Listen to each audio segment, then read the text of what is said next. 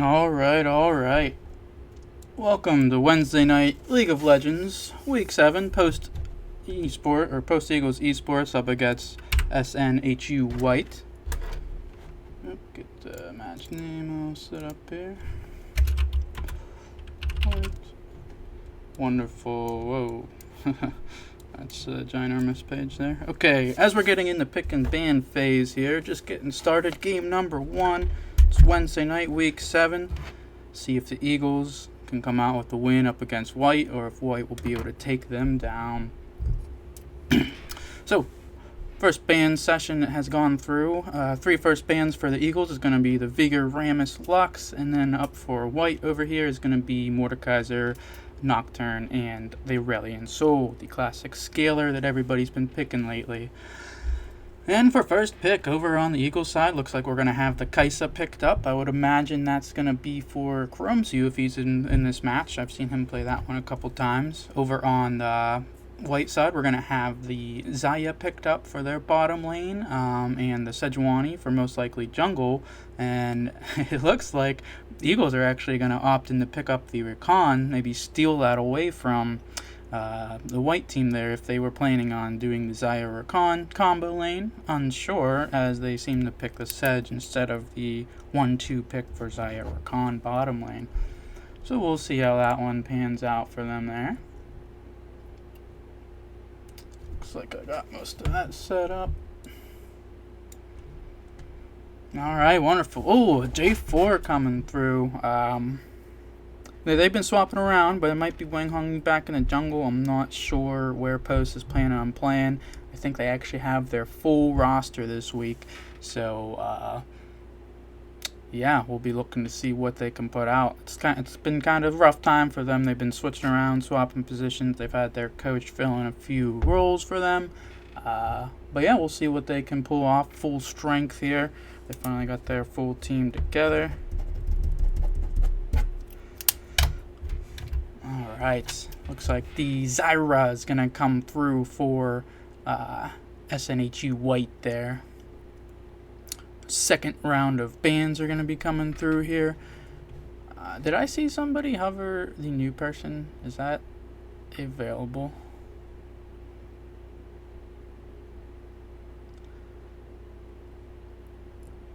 I wonder if they're able to, I don't know, what the NECC, if they have, because they had Yumi banned for a few games there. I don't know if they have the new person banned on the new patch here. Someone did hover. We'll see if they end up taking that. I haven't read their abilities yet, so hopefully nobody does go that. You're going to see the Talia Jax banned out on the side of White here. Looks like they're going to be... Post is probably going to target another mid laner here.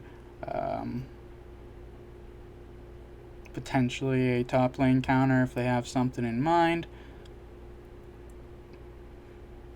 So far, you'll have the Jarvan jungle bottom lanes picked out, so it's going to be jungle and bottoms picked out for both teams. Both teams are going to be looking to pick their solo laners, which is going to be the middle lane along with the top lane, the lanes where you are solo and by yourself.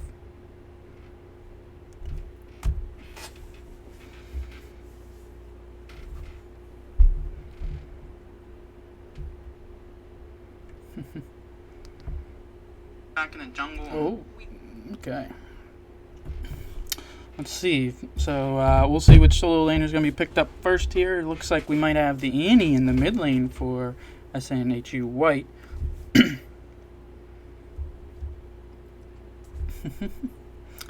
Makes me want to call them Samsung Galaxy because there was a old LCK team that did very, very well.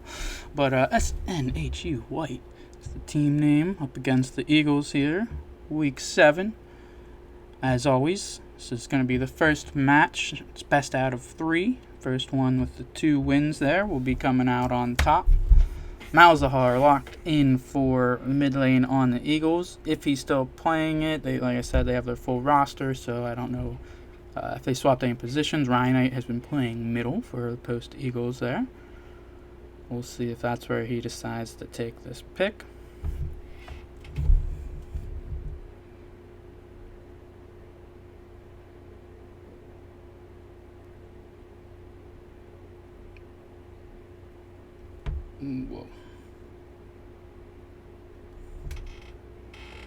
Okay. Shen picked up for top lane for the Eagles here. Smorrs has been playing the top lane, so we'll see if he's on that Shen there. He's got a pretty good top lane. He plays a lot of the tanky or support characters that really help the team out. He's not looking to take all the resources. He's looking to play for the team, allow for the others to collect up the resources. And the Wukong is picked up for white here. So they do have a little bit of a flex. They could actually flex the Sejuani with the Wukong. That could be jungle mid swap, or jungle top swap, I apologize. Wukong could go mid too. However, we're pretty sure that's going to be the Annie's position for Team White here. Alright, as picks are done, draft phase is now concluded. If you're familiar, we have to wait a while. There will be a little bit of a delay before we actually get in a game here. So, if you didn't get your drink yet, didn't get your snacks yet, go ahead and go pick those up. Go get your refreshments ready, because we're going to have a nice Wednesday night battle between Post Eagles and SNHU White here.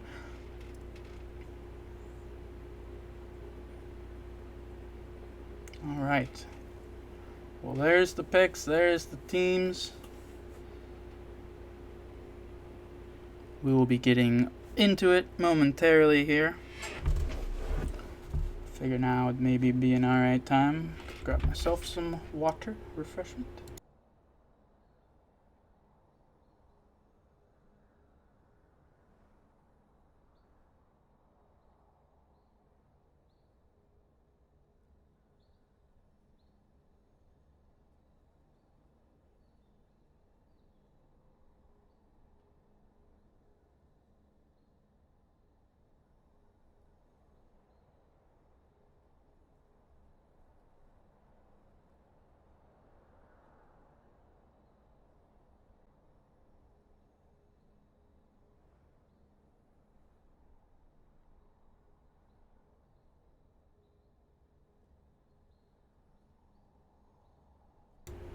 Alright, and I am back. I know you missed me. I am your caster, Pyro here. I will be casting tonight's game for you. Small reiteration, welcome. Wednesday night, League of Legends. Thank you for tuning in to Post Eagles Esports. We're going to have the Eagles up against SNHU White. Should be a pretty good match. Hopefully the Eagles can pull out a victory here tonight. I'm sure we would all like to see that. And of course, SNHU White is going to be looking to pull off another W of their own. Yeah, we'll have to see who comes out on top.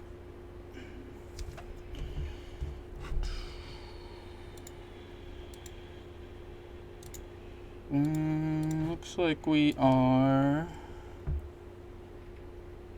still waiting to get into it here. I'm actually a little curious. Let me pull that back up.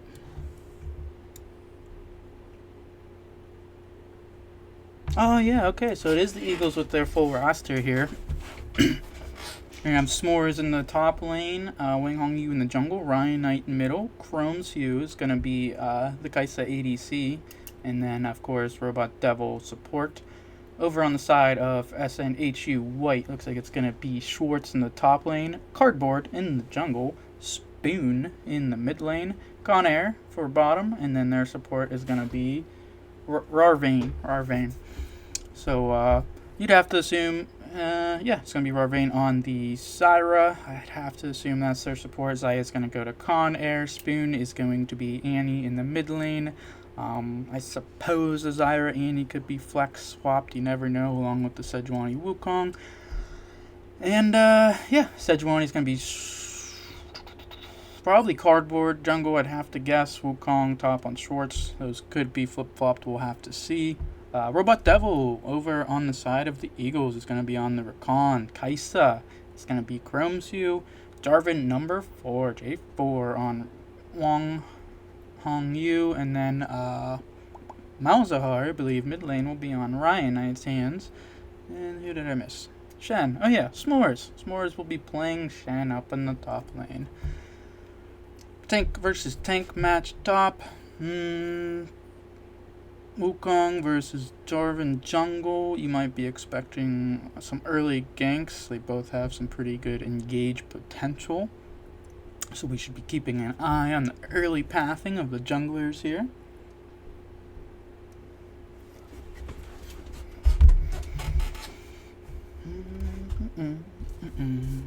Okay.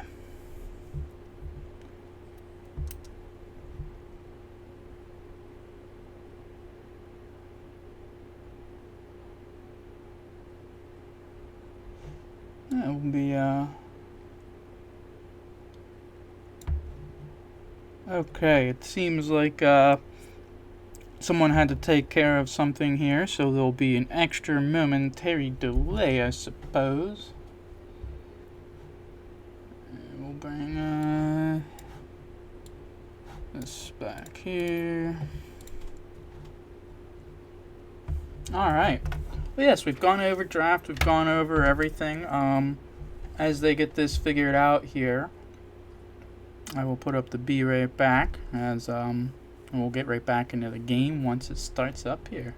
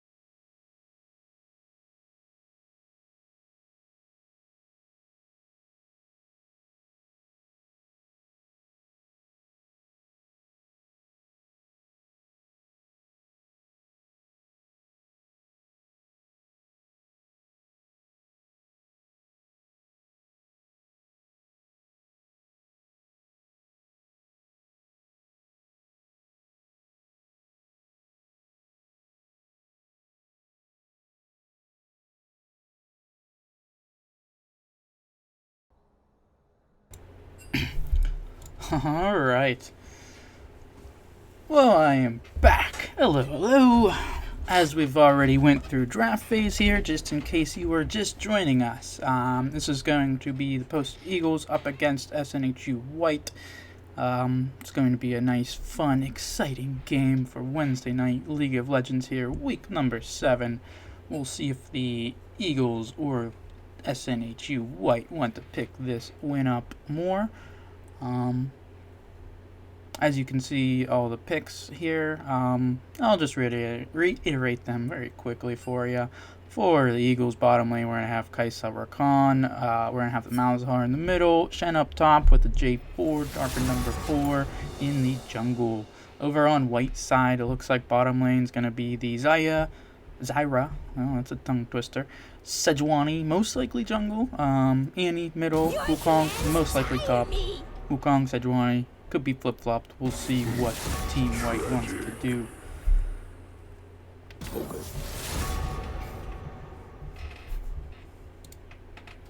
Okay.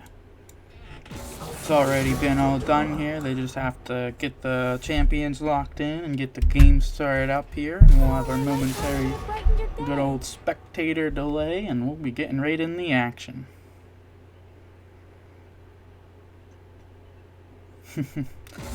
Aurelian Sol's been giving a lot of teams problems lately. Not surprised to be seeing it on the ban list here. Can be a very annoying scaling late game champion.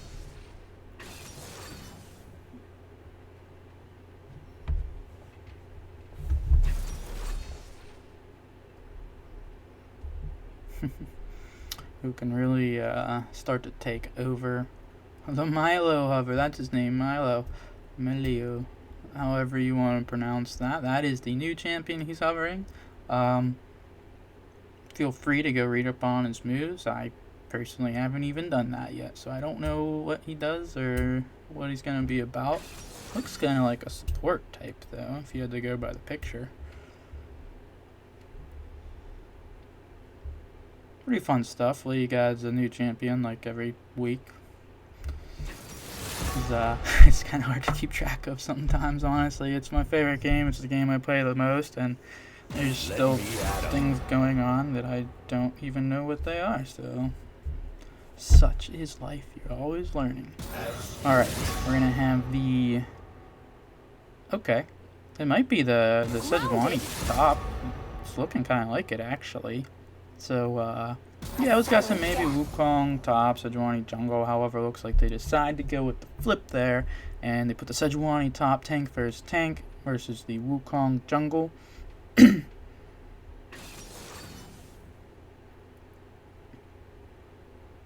Actually, I think that was my guess. I had it right the first time. Chromsu hovering all the ADCs. We know you already picked the Kaisa. There you go.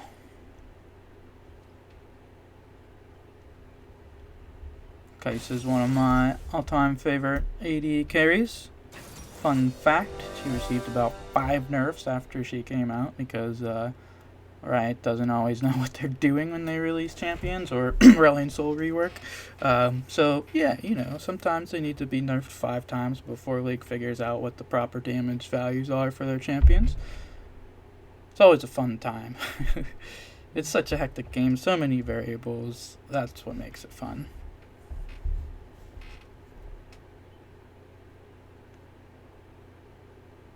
Okay, I do like the Rakan steal. If you look on draft here over on the left side, the Eagles did pick up the Rakan after the Zyra was picked on the White side. They did have the opportunity to pick him up 1-2, but they did go... I apologize, I'm actually not sure who had first pick there. So yeah, it's a good steal away. Get the Rakan-Zyra duo out of there. Just some fun little mechanics you can do with those two.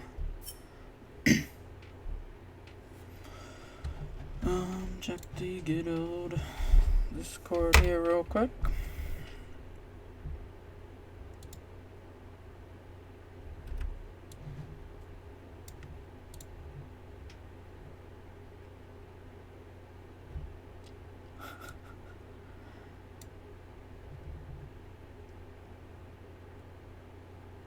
Oh, yeah, that's some good information there, huh?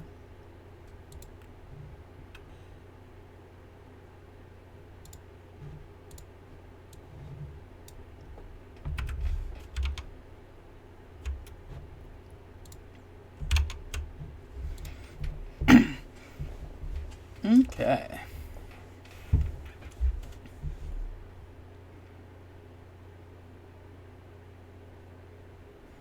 As we wait for our 2 minutes here of good old spectator delay, yeah, we can go over some of the win cons for each team, maybe what they're looking to play through, what they're trying to win through, where they're trying to put their resources, and how they're going to plan to get into the game and get the win. So for the side of the Eagles, I would have to assume it looks like a big playthrough through Chromsu. The Kaisa super hard scaling into the late game, with a lot of engage between the Rakan, the Jarvan 4, the Shen. The Shen can ult onto the Kaisa, really keep her alive. Malzahar can obviously get a lot of damage out there, and of course the famous point and click ult. You can lock just about anybody down on the other team. So yeah, their engage is actually looking pretty nice this time around. Over on the side of white, you're gonna have the Sejuani, Wukong, Annie, Xayah, Zyra. A lot of damage on almost all of those champions besides the Sejuani. If they were looking to play through one person, I mean, classically the Xayah probably. However, they do have a little bit more of an aggressive lane with the Zyra. They're going to be looking to push in early, get a lot done early, whereas Kaisa or Khan are probably going to be looking to play it a little slower. Look to get the farm up. Just scale into the late game a little bit later. If an opportunity arises, maybe Jarvan will start top, go down bottom, path towards bot, get the early gank off. We'll see if something like that happens. But yeah, should be a pretty fun game here, pretty fun match. As we have just a few seconds left before we actually get into the action here.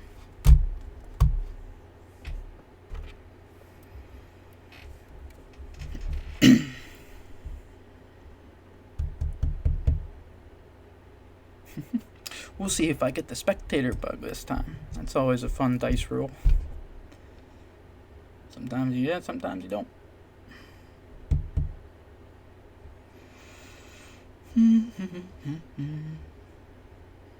Loading screen, always a fun one. You can check out the skins if it comes up here. Pick your favorite one. Let me know which one it is. Oh, a couple cool ones out there. Better look fast though. Loading screen normally doesn't last too long. Xayah's. I haven't seen Xayah's skin before. That one looks pretty cool. Arcana Rakan. That one also looks pretty cool. Oh, an SSG Jarvan. Huh. Wonder if that's an ode to. Was SSG Samsung Galaxy White? Was that their name? Wonder if he's putting a little play on the name because we're up against SNHU White here. A little reference, a little shout out.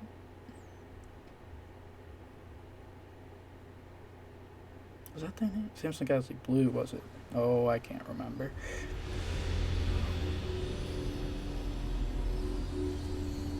And,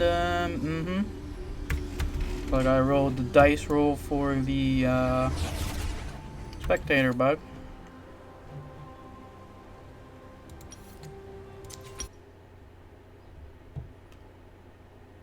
You just bear with me momentarily here. I will be getting. Uh-oh.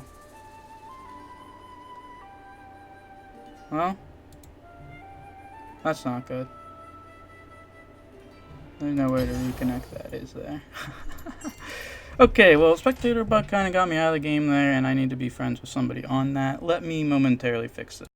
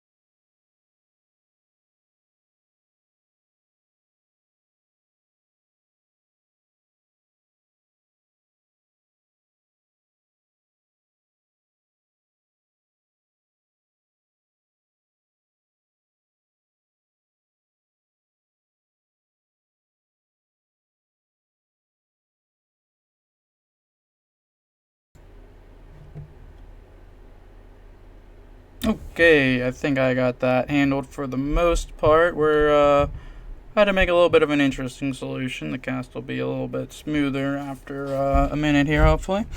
Okay. Oh, Robot Devil getting a double knock up. Wukong bottom there already. Looks like we're about 2 minutes 30 seconds into the game here. Wukong's like he actually took an early path to bottom there. He only cleared 2 camps and then was bottom already for SNHU white there. Cardboard going in.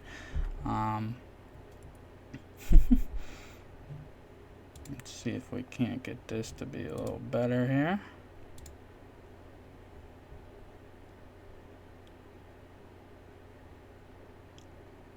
Well, there was an attempt made. Looks like it's like almost slow motion here, but hey, that gives me more time to actually cast and talk here. The top lane matchup, Smorrs versus Schwartz. Going a little slow. It's going to be tank versus tank here. Honestly, not too much will probably happen in that lane. SNHU does have some kill potential, especially since she took the Ignite rune. You'll see she took Teleport Ignite.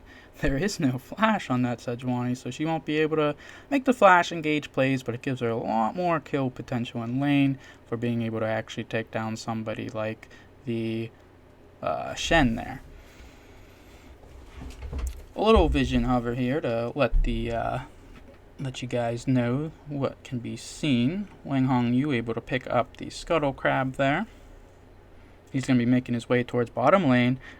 Team White does not know about this yet. You could see a flash flag and drag from here from Jarvan. It looks like he does not go for the flash.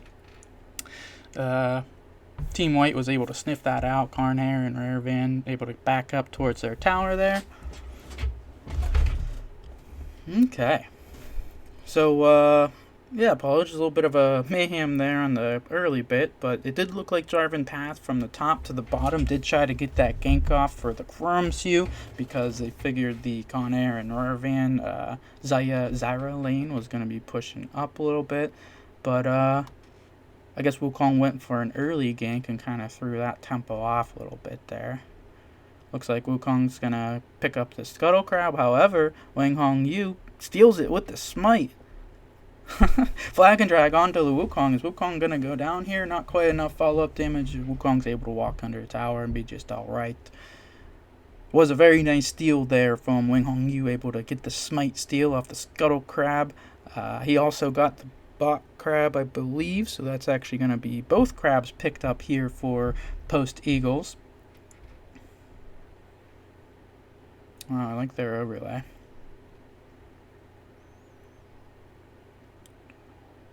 Looks cooler than ours, huh? It's alright.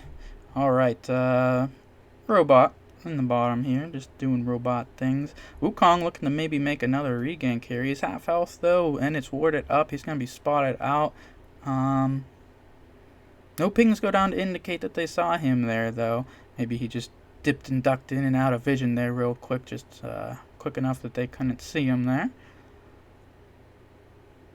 Looks like level 6 is going to be coming through on the Shen here. Jarvan's hovering, kind of seeing if he can get anything done. Jarvan might engage into a Shen ult here onto the Jarvan number 4, which would be a pretty cool combo. So you might see a flag and drag ult. Nope, you'll see the teleport back. I would have figured for the gap close, you would have went with the ult onto the Jarvan. Used to be before 14 minutes, well, it used to be for teleport, before they changed it, you could just teleport to a lane minion, but now, with Unleashed Teleport, actually, until 14 minutes, you can only teleport to structures. So, that made that play a little bit different. I would have liked to see the potential ult combo onto the J4 onto SNHU, however, I guess they might not have had enough damage to actually pick up that kill there. Oh, might be getting a little fight bottom here as Wukong's getting a gank off. Not enough lockdown CC or anything like that. Robot and Chromsu able to just walk right out of there.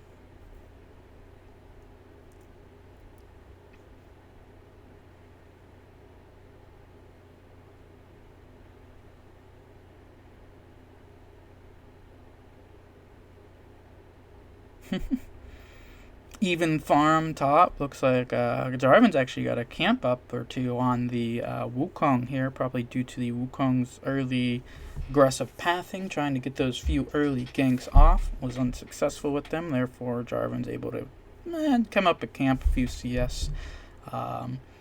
Mid lane matchup though, Annie looks like she's a little bit favorable on the CS. She even has a wave pushing in towards her still. Chromsu bottom though, a little leg up on his opponent, although there is a wave pushing into Xayah there. She might be able to catch back up pretty easily.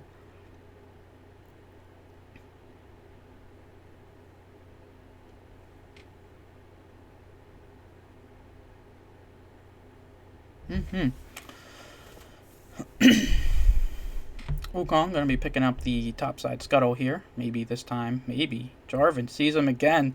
Ah, that was close. Jarvan almost able to get another scuttle steal. That would have been nice, getting all 3 scuttles first. Not done yet though. Maybe looking for a gank into the mid lane here. Decides not to go with it, as Wukong was hovering there. To note though, Jarvan does have a level up on the Wukong there, so it could have been a little interesting if he decided to go in and really start that fight off there. Although Annie had her stun and her ult, and she probably would have been able to do a lot of damage to counter that. So, we'll see a little Rakan dash in onto the Xayah here. Is he able to... Oh boy, Robot may have bit off a little bit more than he can chew. First blood goes down to Zyra, picks up Robot's little punish on the over try on the Rakan there. Now we'll see Wukong hovering down here. Chromsu should know Wukong's there, as he just cleared out a ward.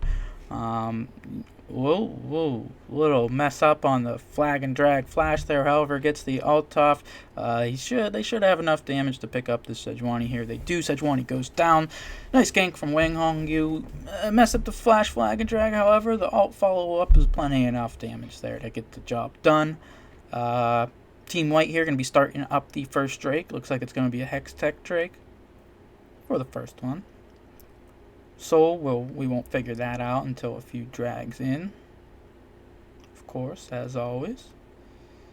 A little RNG implemented into the game. Not a lot of RNG in this game, but there's a little bit. Mainly the drag spawns, things like that, and crits. Critical chance.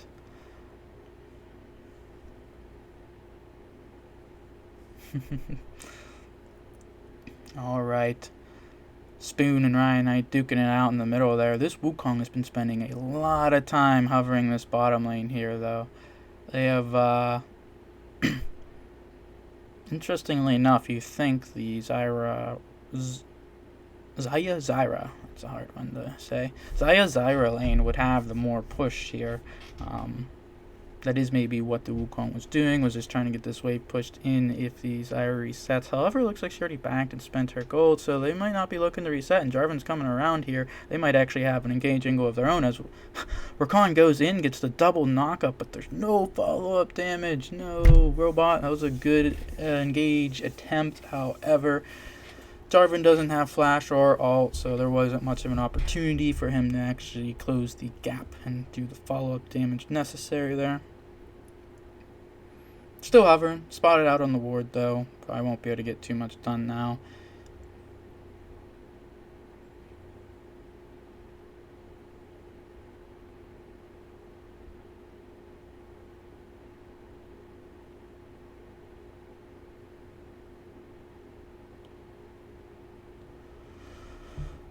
Tank versus tank top, nothing too exciting going on there. Wukong could steal a little jungle. Hopefully Smorrs can farm well under his tower up there, as Sejuani's putting a lot of pressure down. Jeez, that's a lot more than you would think. Tanks a lot of tower shots. Shen flashes in. Does he get the Sejuani? He does. So the Shen is able to pick up the Sejuani, but is he able to fight the piece of cardboard here? I don't know. We'll have to find out as Wukong flashes over the wall. Jarvan sniffing him though. Sniffing him. He's got an eye on him. He's waltz over the wall onto him. Does have the vision with the pink ward that Shen dropped there last second. And able to get the ult over the wall and take out the Wukong. I don't know where the sniffing thing came from. Smells blood, like a work kind of type thing. Spoon versus Ryanite. Ryanite actually holding his own pretty good here. That's what I like to see. Oh, Robot goes in for a knock-up, misses, sidestep by Zaya. Zaya trying to get her feathers off, pull back, get a little stun, but not enough. And might be seeing a re-engage here. Double ult. Meaning, oh, and an ult in from Chromsu. Uh-oh, follow-up damage coming back. Shen ult coming in on top of Chromsu here, though. Very good awareness to pull the Shen ult there, save Chromsu's life. Otherwise, he might have been going down to the follow-up damage from the re-engage from Team White. The Zyra combo. And the Eagles pick up the first Herald. They have 1 minute. 1 minute of plates left. It is 13 minutes. 14 minutes is when plates drop. So they have 1 minute to decide where they want to put this. Now, you can always wait more than 1 minute, but you'll be losing out on the benefit of obtaining gold from these plates. Looks like mid lane might be the decision, as first plate's already dropped off there. Oh, Robot gets rooted up here. Not enough follow-up to take him out, though. Very mobile Champercon is. Not the most tanky. He can't tank all the damage in the world. However, he can certainly get around the map just fine.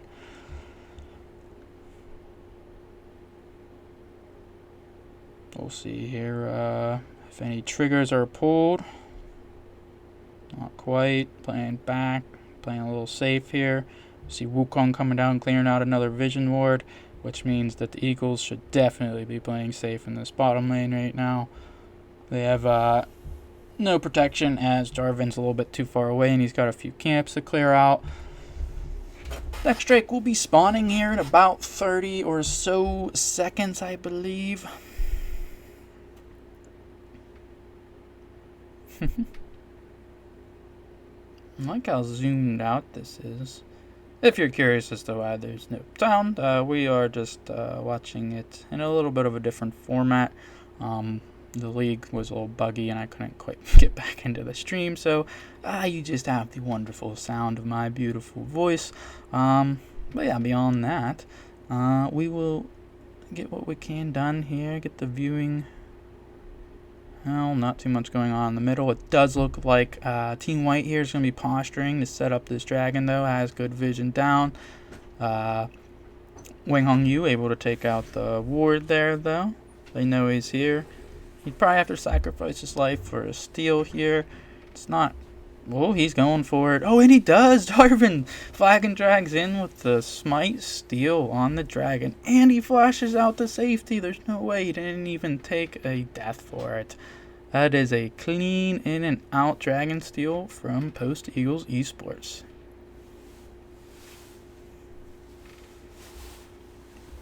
Very nice stuff there from WangHongYue. It's always a toughie. Dragon health bar dropping quick. 900 smite on each side. Who's going to be able to pick it up? Ryanite might be trying to pick up this mid lane turret with how big that wave was, being able to push in here. And they do. Eagles picking up mid lane turret. I believe that is first tower. Or did they get bottom? No. That was first tower of the game for the Eagles here. It's going to be a little bonus gold in the pockets. Along with a little bit of pressure on the map. Not having that tower there means that the enemy team has a little less vision, is a little less safe, and that your wave can be pushed up a little bit farther. All things you can take advantage of as the Eagles.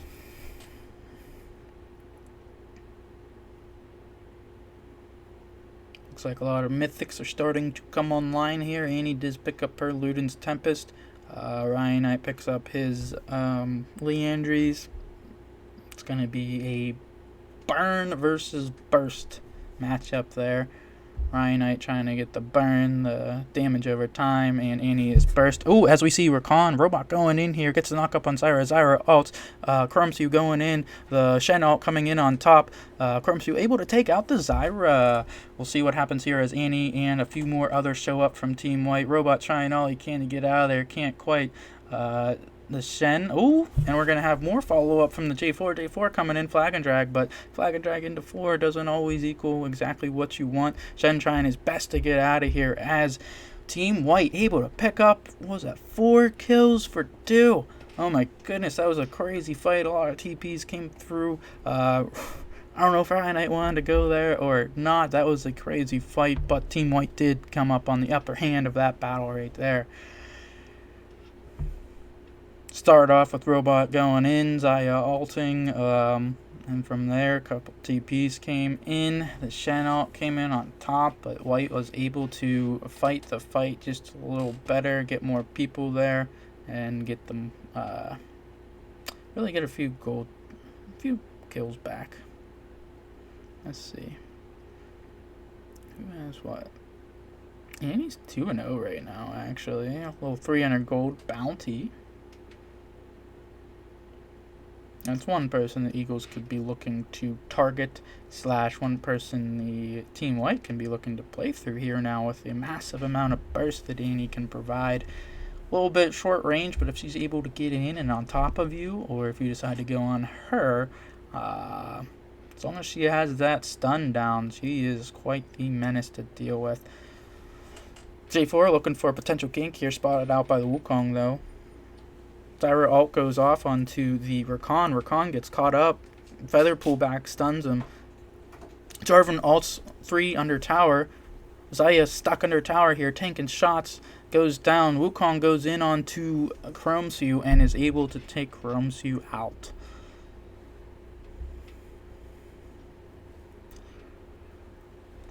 Most likely going to result in a bottom tower loss there for the Eagles. Yep. Wukong picks that one up. Dragon will be spawning another 55 here. Enough time for the Eagles to reset, come back out on the map. 20 minutes in the game, 6-8 kills. Eagles versus Team White, 30,000 to 31,000 gold. We're looking pretty even here, actually. Not one team in a major landslide advantage up against the other.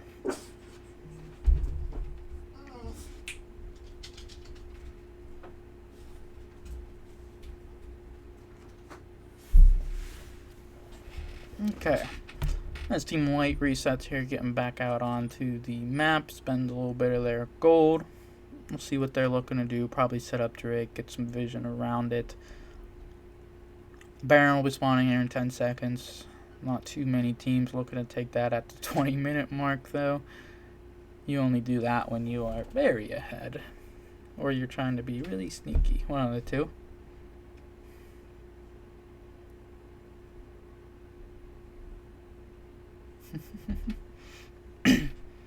Alright. Oh, we're posturing around the dragon fight here now. Dragon spawns, mountain, drake up. That's going to be a mountain soul. No one on soul point yet. Or, apologies, I don't think that actually changed yet. Nonetheless, we'll have a TP coming in here from Sejuani, looking to get a 5-on-5 as WangHongYue gets caught in the mid lane there. Sejuani coming in with the Glacial Prison to lock down Ryanite. Ryanite goes down too as the Eagles, they were looking good, postured good. J4 got caught in the mid lane there though, and Team White was able to kind of just come in and run them down. It's going to be second Drake pickup for SNHU.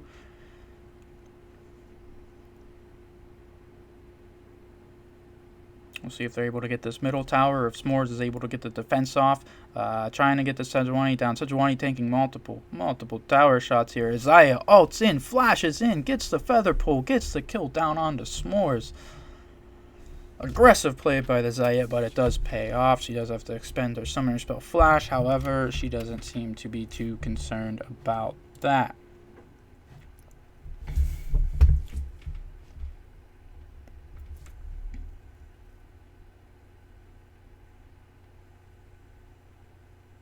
Alright, starting to take a look at Baron as map vision is toggled here. Everybody's resetting. Post Eagles looking to come out, hopefully get some vision down around Baron.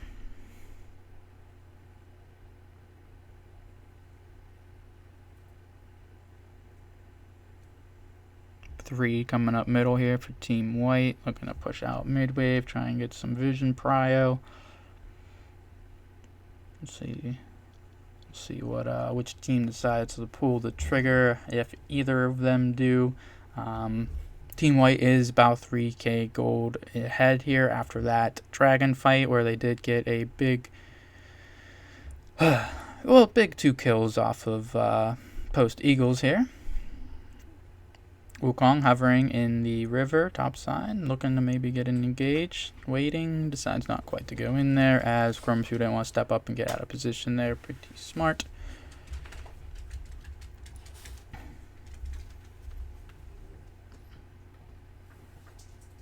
Wukong still looking for his flank angles as he might have found one top here as Jarvan and Shen are duking it out with the Sejuani here.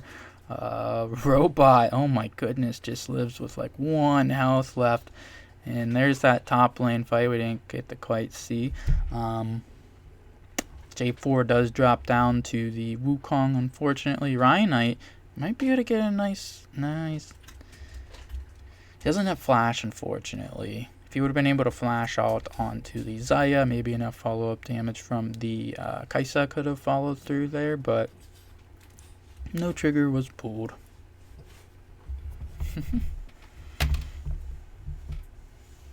Alright.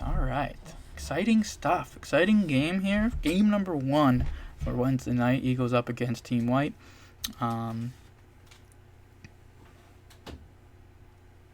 SNHU here, a little bit in the lead, about 4k, although at 23 minutes it isn't the end of the world. Certainly some potential for the Eagles to pull a win out of this one here. Got the Annie, though, with 400 gold bounty along with the Wukong on the side of Team White. So if the Eagles are able to pick those 2 off, should be feeling pretty decent. Maybe even get the gold in the hands of Chromsu there. He's scaling up pretty nicely here, though. He's already got his 2nd item complete, 3rd item coming in on the way.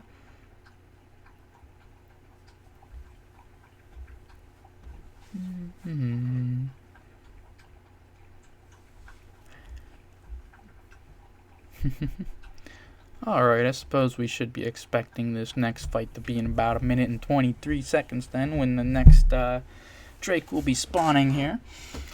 As neither team opted in for the early Baron Rush, which is pretty smart, as in normally it's not going to leave you in a good spot if the other team finds out that you're doing it and you can't burst it down quick enough.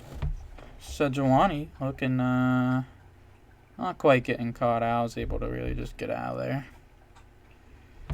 Looked like the Eagles might have been collapsing in on her, but not quite.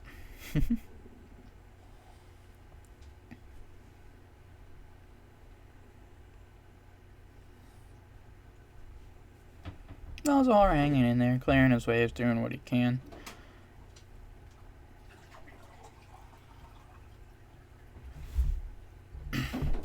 Okay, about 30 seconds now until the drag spawns here. So, seemingly is the Mountain Soul. Someone even changed the map at all? I don't recall. Oh, White with a big push on bottom lane here, trying to get a lot of pressure in before this dragon spawns. Oh, they do get the... J4 goes down, ults in, Wukong ults, Robot goes in with a big CC, gets the knock-up, gets the taunt, and has to get back out of there. Not quite enough follow-up damage from the Eagles there.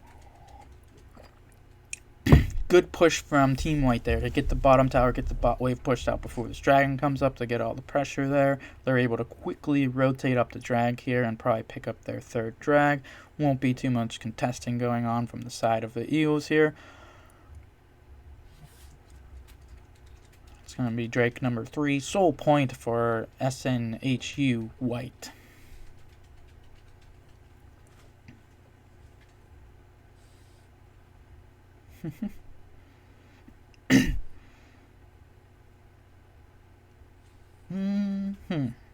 Okay. Kai'Sa and Xayah both respectively starting to come into their own now. As item number 3 is on the way for both of them. Eagles proper peel and engage, if they're able to get all their damage off. Oh, wait, as we see Sejuani getting engaged on here by the Jarvan and the Shen. Do they have enough damage? This fight's going to take a while for just them two to kill the Sejuani. As a teleport gets channeled through, Annie comes in, gets the ult down off on the Shen. Shen flashes out of there, but can he get out of there fully as another teleport gets channeled coming in here? And it's going to be Ryanite showing up.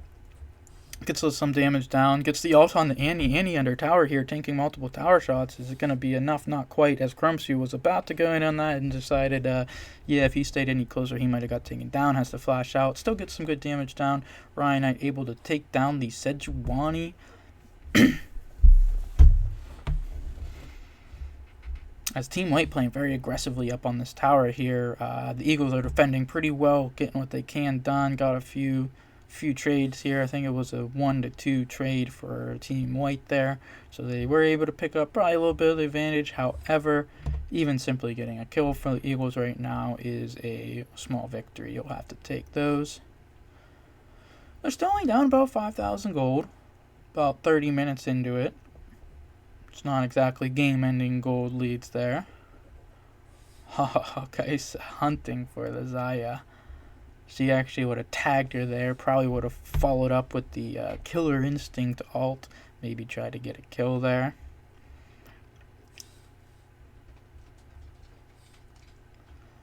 As Wukong just clearing out some vision right around Baron, probably trying to get some vision down on his own. It does look like they thinking about it. They're starting, I mean, they did push top a lot. If they would have been successful with their last top push, even more successful, they would have probably tried to move it to Baron, which is pretty smart. That's what you're looking to play around at this point in the game. J4 got a flag drag out of there. It was in a little bit of a sticky spot, but he's able to get out.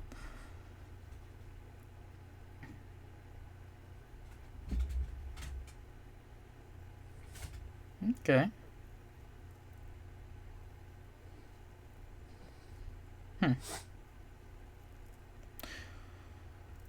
Well, we shall be seeing. Yeah.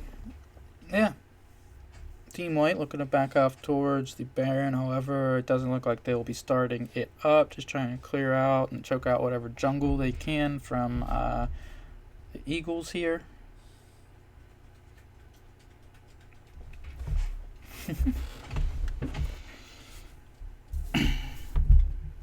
Okay. Oh, Eagles taking their look here, just trying to figure out if Team White has started it up or not, which of course we could see they haven't, but they could not see that. So they're trying to get some vision down just to make sure. Team White is pretty split up right now, so they're just going to be looking to reset. Annie's Xayah. Looks like they're all resetting at the same time. That's pretty good. You don't always see that, especially in solo queue. Everybody just backing at weird times and the team's not together. This is a team game. You have to work with your teammates, coordinate with each other. You'll see all 5 of them walking up in the middle lane here together. However, if Baron's not going to be on the menu, I believe Dragon will be the next look, especially since it's slow point for SNHU Team White here. So we'll have about 30 seconds until that spawns. Eagles are really going to have to make a posture here to defend this if they don't want to just give up Mountain Soul, which probably isn't the best one. I mean, honestly, Mountain Soul's a pretty good one. You do gain a passive shield when you're out of combat. So basically, if you're familiar with Malphite passive, it's like a free Malphite passive you get from the Dragon. It's honestly looking going to be very hard for Eagles here to contest this. They are a little late to it as it's spawning now. However, WangHongYue was able to get a Dragon Steel already. He already has one. You can get more than one in the game. We'll see what happens here as they're starting the Dragon up. Robot looking to get an engage. Gets his ult off. Oh my goodness, he gets stunned down by the Annie and gets instantly deleted as yep, the Team White looking to just engage here. Oh, they're going back to drag. Okay, I wasn't sure if they were just going to continue the fight. Eagles looking to back off here. They didn't quite get the engage they were looking for and had to disengage to get out of there. And They lost one for it. They didn't get a team wipe there at least, though. However, that is Dragon Soul for team wipe. Able to pick up that. They're going to all have that additional shield on top of their full health bars and look to walk over to Baron here and pick that one up. Looks like it's going to be a Baron power play for Team White here, most likely. Okay, there it is. Baron power play for Team White. Looks like they're all going to reset, spend all their gold they just got from the objectives they obtained, the lanes they pushed out. Eagles still have an opportunity here, though. You're never out of it. You're never down and out. It does sometimes require the other team to misstep a little bit, but hey, we're all human. We've all done that before. As looks like the Team White is just going to 5-man this down middle for right now. We'll see what the Eagles do to respond here. Ryanite getting tagged with Sejuani, just getting the spell shield off of Malzahar there.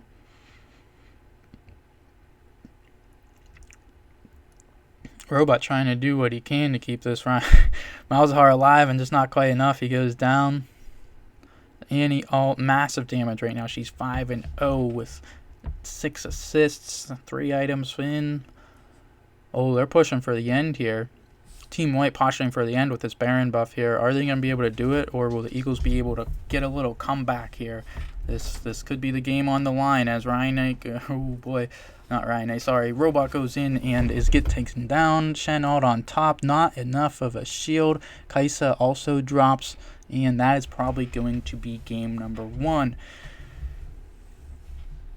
Ooh, Team White able to successfully pull off game number 1 victory there. Very, very well played from them. They were able to, yeah, we're currently just like watching this other stream because the league kind of crashed on me, but that's why there was no sound if you were curious. Game number 2 will have sound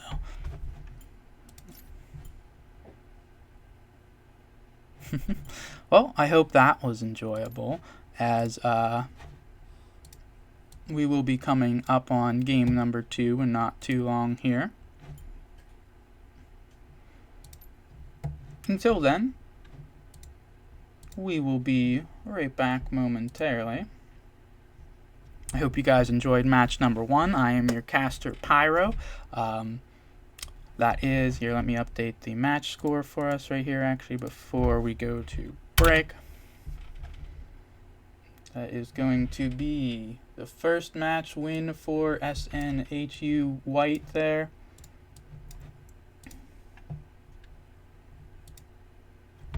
And yeah, match number 2 will be coming up momentarily.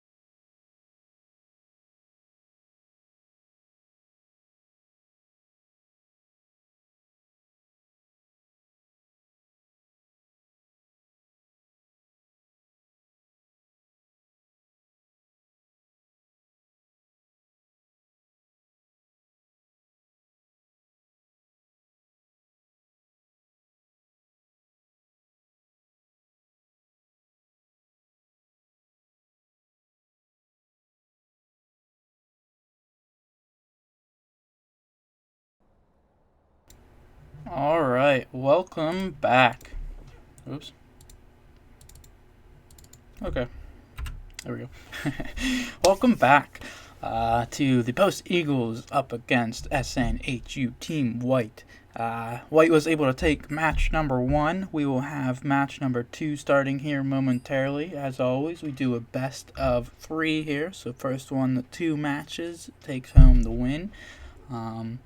So yeah, we'll see if the Eagles can come back, maybe get a little win here, and then take us into the 3rd match of the night. We'll have to see what pans out as draft phase is starting now. Looks like the Eagles took to ban Viger out. Pretty good scaling and scaling band on the other side too. That's going to be the Reliant Soul taken out. Not too big of a surprise as we've been seeing a couple dragons flying around the rift, a couple giant ultimates coming down on people after he's fully stacked up. So it makes sense to ban the Aurelion Soul. Rammus and Zyra banned out from the Eagles here as well. Nocturne banned out from Team White. We'll see what they're looking to ban for their 3rd one. Thresh. Ooh. He recently also actually received a buff. Now that I think about it, that's actually Coach Denny pick. Kind of unfortunate. I see a couple of you in the Twitch chat rooting for Robot here. He's subbing out this game, I guess. I'm not sure what the cause may be, but Robot Devil will not be in this game. Coach Denny will be subbing in for support here. So the Eagles will not have their full roster back. It'll be Coach Denny down in support for them there. Looks like the Eagles are going to pick up Mordekaiser first pick, and Team White is just going to go with. Should be really more careful with all those sound bars. Team White is going to go with the same first pick they did last time. Pick up the Xayah here.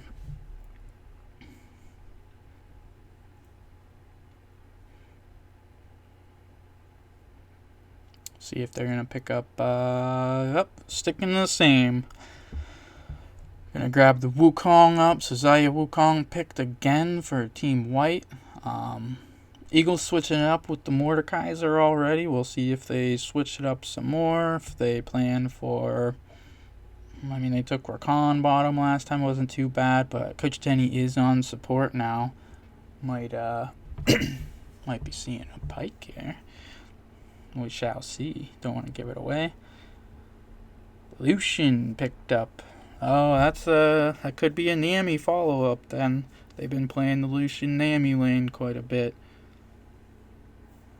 Yep, it's going to be Lucian Nami picked up here for the Eagles. It's still a good lane. It has a lot of lane pressure. I'm not in love with its team fighting potential, but it's there. The Nami ult and the Lucian calling ult. Definitely plenty of damage to be dished out there.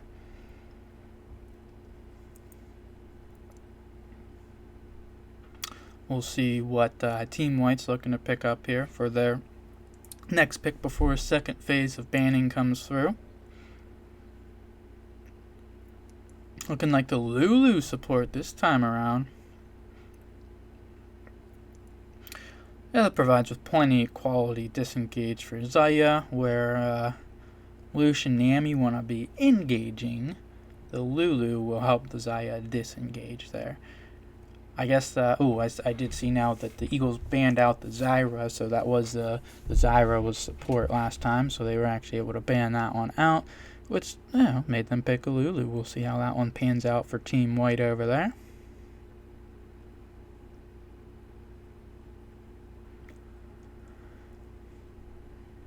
Okay.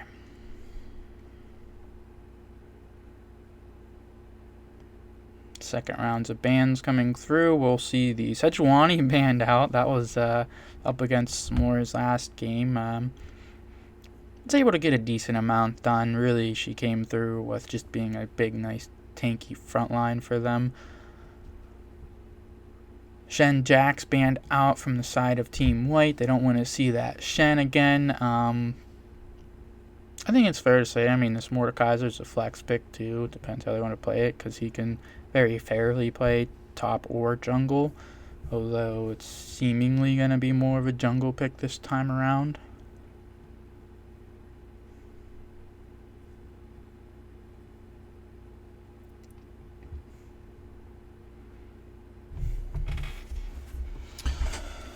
Alright, the Swain is picked up from Team White. That's most likely their middle. They've been playing an interesting draft. They did do the Sejuani top Wukong jungle last game. This isn't too crazy, I guess. Oh, that looks like it's gonna be the Gnar for the top. I don't think I've seen Smorrs' Gnar yet. I do think that's one of his higher played ones. At least the other teams tend to ban it against him a lot. So it wasn't banned out this game. We'll be seeing Smorrs' Gnar up in the top lane there. See what he can get done up against... Well, I think Team White actually saved their counter pick for last. Gnar is notoriously... doesn't have too many counters. So that's a pretty good blind pick. Malzahar picked up against the Swain. So Ryanite looking to just stick with the Malzahar. Farming out, try and get some good CC alts down. Move this over here. That looks better.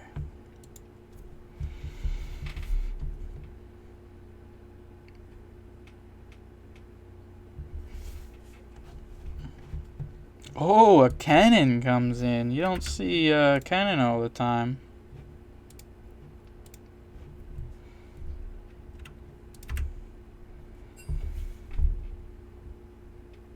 Okay, so Cannon comes through for the last pick of Team White there. I'm going to be going into that Gnar there. Normally, Gnar gains his advantages from being ranged during his mini farm, able to get some decent poke and damage off, where Cannon kind of counters that, because, well, doesn't counter, but he's ranged too, so he's not melee, he's not going to get punished nearly as hard from the ranged Gnar as you normally might. Should actually be a pretty fun top lane. You might see both jungles start bot side here and pass towards the top. We'll see. We'll see what they decide to do. Eagles could be looking to fight the bottom here still. They have a very aggressive Lucian Amy lane. Level 2, level 3. You have a lot of damage potential. We'll see what they decide to go with there. As we are getting into them just picking out the champions here. We already know who they're going to play, but they're going to get them picked in here. So, yeah, just a little notification again. Denny, Coach Denny subbing in for Robot Devil here. Robot. Unfortunately, he had to step out for the second match here. So, Coach Denny will be stepping in for Robot support role.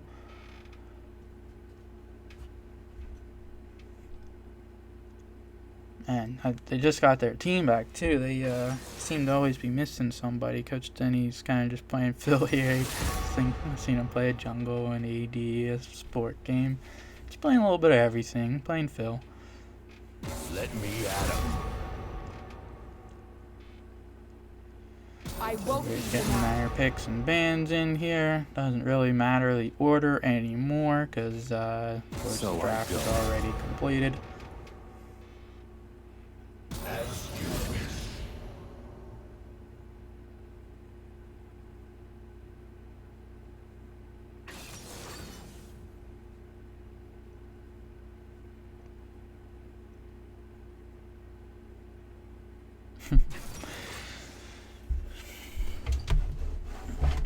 Lucian picked up for Chromsu. Nami going with Coach Denny there. Yeah, last game the Eagles did have a chance there. Once Team White crested that mid-game there. Honestly, even before the drag steal, WangHongYue did get a really nice drag steal with Jarvan. Was able to flag and drag in, get the smite steal, flash out, didn't even lose his life for it. That was pretty awesomely done. However, I think not too shortly after, or before they lost a 2-4 bottom lane, massive fight, teleports flying in, that really put them behind, and then they were just behind for all the objectives, and Team White was able to stack up those drags. We'll see if it's a different narrative this time around. Going into match number 2, Post Eagles up against SNHU White, Wednesday night, League of Legends, Week 7. We'll be starting momentarily. Exciting stuff. Hope you're ready for it. I'm glad you're tuning in.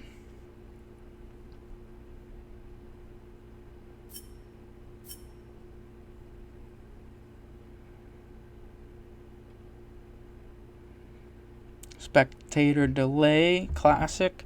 There was a bit of a bug last time, but hopefully that is all resolved. Hopefully we don't get it again. If we do get it again, I've already obtained a better solution this time around, so we'll be better off either way.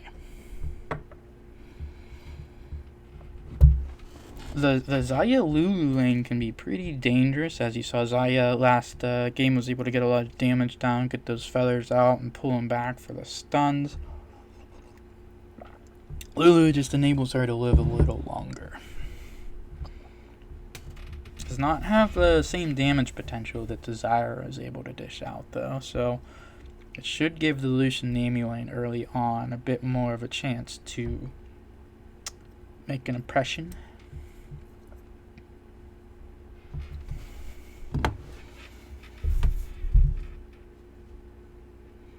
Mordekaiser jungle on WangHongYue. I think I actually just last night believe he played that in one of the games, and he actually played it pretty well from what I recall. So I actually do like seeing that. He did take Ghost Smite last time. Pretty standard on Mordekaiser jungle, I suppose. Yes, stealth deadshot. Unfortunately, I don't know what happened to Robot Devil. I don't know if something came up, if he had to go do something. Maybe he had like class or something. I do not know.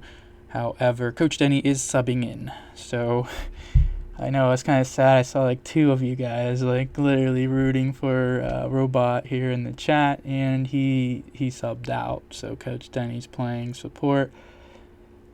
If you guys leave the stream, we understand. However, you could stay here for the Eagles, Pyro, me, Team White, duking it out. Match number 2, still pretty exciting stuff. And who knows, maybe the Eagles will win and Robot will come back in for game number 3. I don't know why he had to go there, unfortunately. The Swain versus Malzahar middle. Swain's not a very fun guy to face, if we're all gonna be honest here. Kind of just, once he's pretty tanky, a little more tanky than you think he is, and then once he hits level 6, he's becomes a little unkillable.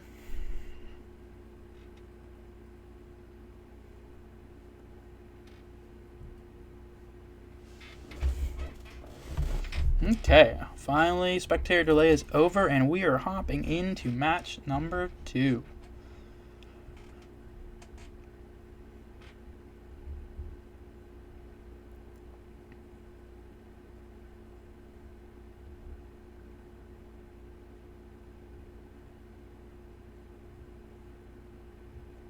I think there might have been a sub on the side of White here too. Eat the Vegan. I don't recall that being the ADC last game there. Oh, hey, no spectator delay. Cool. Cool.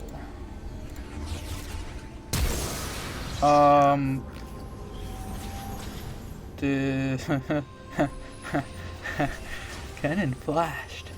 No one saw that though, guys, right? I think we've all messed that one up before, but whoops, little whoopsies. Cannon flash early, you know, just shh, don't tell the enemy team. 5 minutes in, you know, just pretend like you have flash the whole time and you'll be good to go.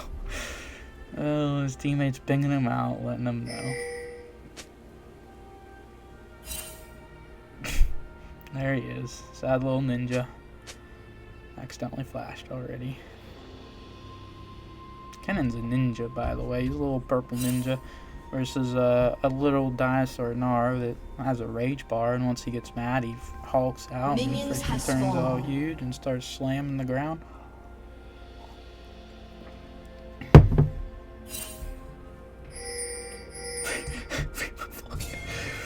Robot has a following here. Get Robot back in here. We need him.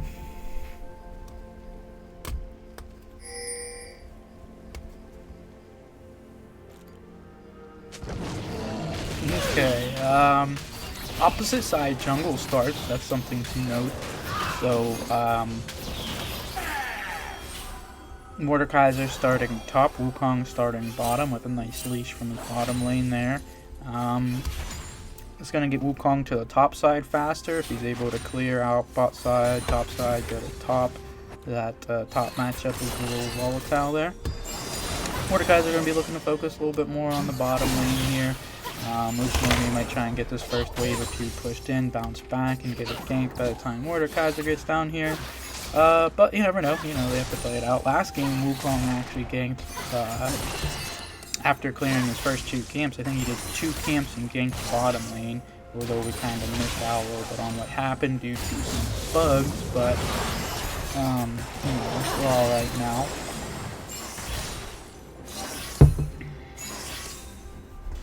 A lot of damage down onto this Lulu early on, although she does have a whole quad and a biscuit left here in her inventory. Nora versus Cannon, range versus ranged. This one should be a spicy matchup up here. One to watch for sure. The mid lane matchup's probably not going to be a little bit more boring until later on. They're both looking to hit level 6 and be a little bit more team fighting menaces.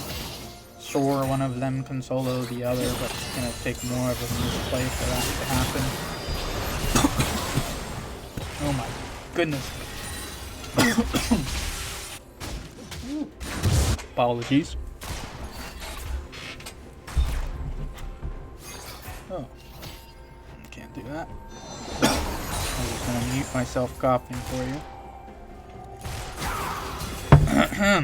Alright.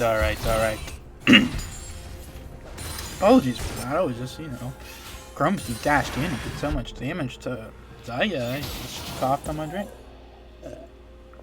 WangHongYue did go for the full clear bottom look. Wasn't there. If they did want that to work, Chromsu and Denny would have had to play that a little bit more passive. Let the Lulu Zaya push up there. However, they were being aggressive and pushing up, therefore didn't allow Lulu and Zaya to even get out of position for Mordekaiser to make his way in the lane. Mordekaiser's still hovering though, and I do not believe Team White has this warded, so he could still have an angle at a gank on bottom lane here. Looks like he's going to decide to reset as Wukong wrapping around on mid lane here. Might have a look at Ryanite. Oh, flash in from Coach Denny. Bubble goes wide. Doesn't quite get him. Mord ghosting in there. Trying to get the pullback, but the bubble unfortunately did not connect. Which did not... means there was no follow-up to be had.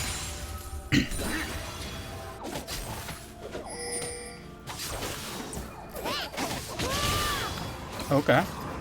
We'll have the Gnar here. Rage bar going up. Gnar jumps in. Gets the slam down onto Schwartz. Schwartz dodges out though. And the Wukong's here to answer. This could be a death. First blood goes to the cannon. Smorrs gets a little aggressive on the cannon. And he pays for it.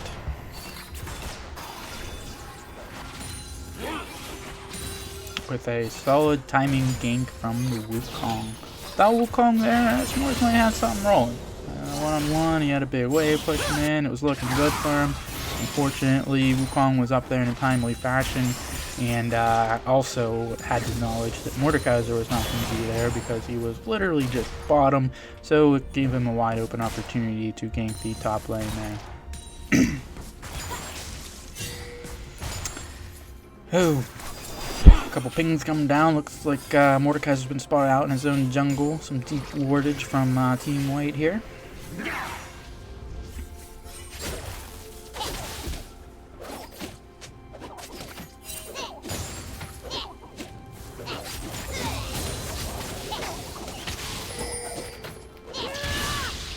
The range versus range top lane matchup. Whoa. Cannons are important. Missing a cannon feels really bad. Actually, missing CS in general is one of the more tilting things in League, funnily enough. You think that? See how he missed that minion there? You think he's not low-key tilted about that?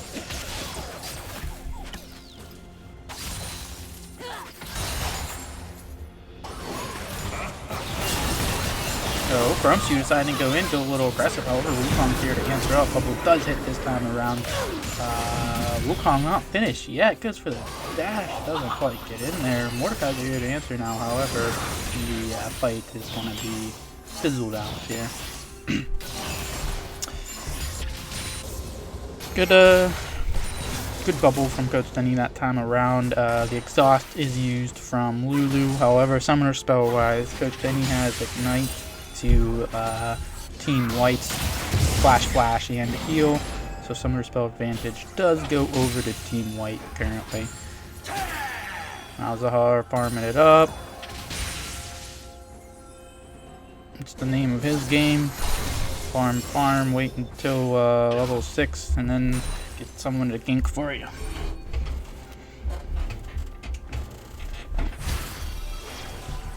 Spoon. Yeah, I guess Team White swapped out their bottom lane or two. I still playing Zaya, but I really don't remember his name. Didn't eat the vegan.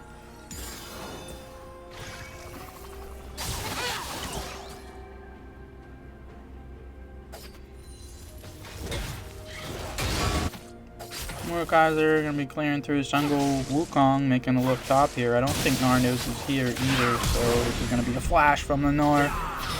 Wukong able to force the flash off of the top laner there. That's the summoner spell down for him. He's gonna have to play even more safe now. This Wukong really getting a lot of pressure around the map.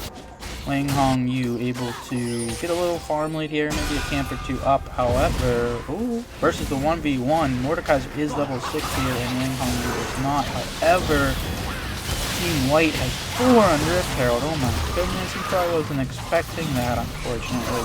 He found Wukong on the Herald, figured he might be able to fight him off. He's level 6 and level 5, so he had definitely a good look at it at first. However, the thing he did not know was the entire team of Team White was rotating towards Herald as he was doing that. So he died. Unfortunate.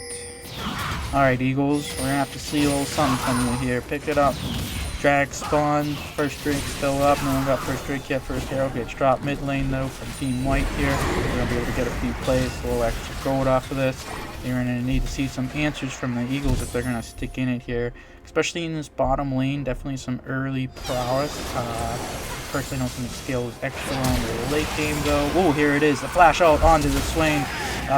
Not enough follow-up damage. The CC wasn't quite layered as efficiently as it could have been. They still might have enough damage here onto the Swain though, and Coach Denny does get the kill, picks up the Swain. Swain drops down.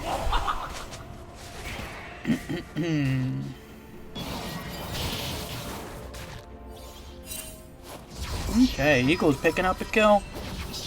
But that's what they're looking for.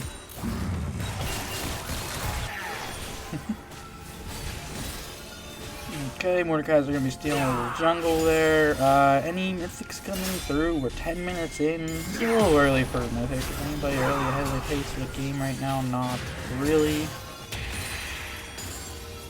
Swain's got his lost chapter in another book there, but no completion on an item yet.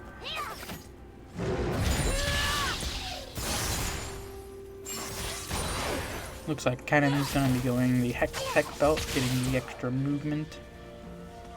Gnar looking to...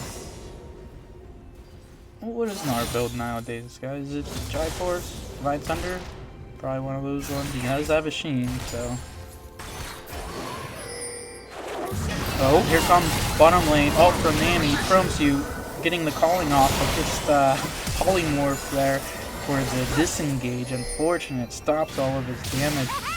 That would have been a kill too if that polymorph didn't go off. So Wukong looking to get the regank off here. Gets the ult on the Denny. Denny forced to flash away. Ooh, Eagles almost had that. Lulu there was so close. Lulu ulted and got the polymorph off just to get out of there with the slimmest bit of health left. Feels pretty bad for Nami and Lucian there. Unfortunate. The Orc's getting a lot of damage down on this Gnar. Gnar probably looking to back and teleport back. Swain getting the pullback. Oh, on the Ryanite here. Is Ryanite going to be able to live? Ryanite ults back. Not enough damage though. Not enough CC. This Swain is just a menace. Like I said, part of the unkillable club. Unless you have about everybody attacking them there. First strike goes down over to Team White. Able to pick it up. Looks like they were duking it out a little bit. I didn't quite get to see as we saw the Swain versus Malzahar in the middle here. During that fight, Team White was able to pick up the first Drake there. Looks like it was a Hex Tech Drake. Means that's not going to be our soul. So we will see a few more drags here. Which one does end up being our soul?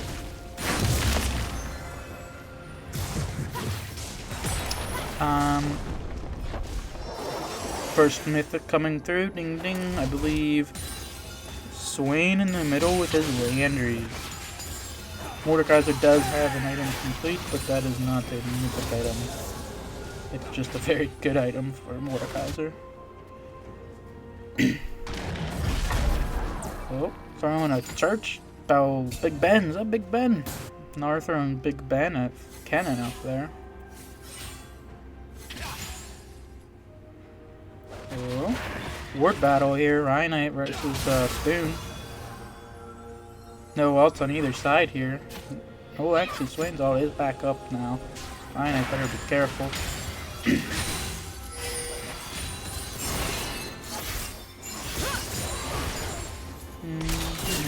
Oh, Chromsu going in here, dashes in on the Zaya, but oh, are they able to get the Lulu here?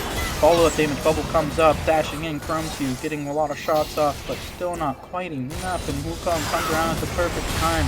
This is just unfortunate for Chromsu, getting so close to these kills, but they're just not quite coming through, and every time this cardboard is here, Wukong with the counter ganks, not even counter ganks, just good timing ganks on the aggression of the Lucian non-lane. You're going to be looking to pick up some solo plates. Smorrs going to have to dash out of his cannon. Eagles. Come on, Eagles. Got a little bit of work to do here. Yeah, about a little more even in gold than one might suspect. Only about 2k down, 14 minutes in, 4 kills down. Which means you're farming well. That's good.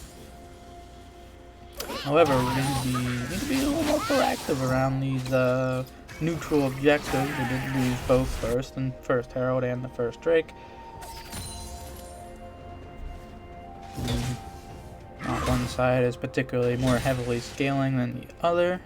If anything, White might have the scaling more.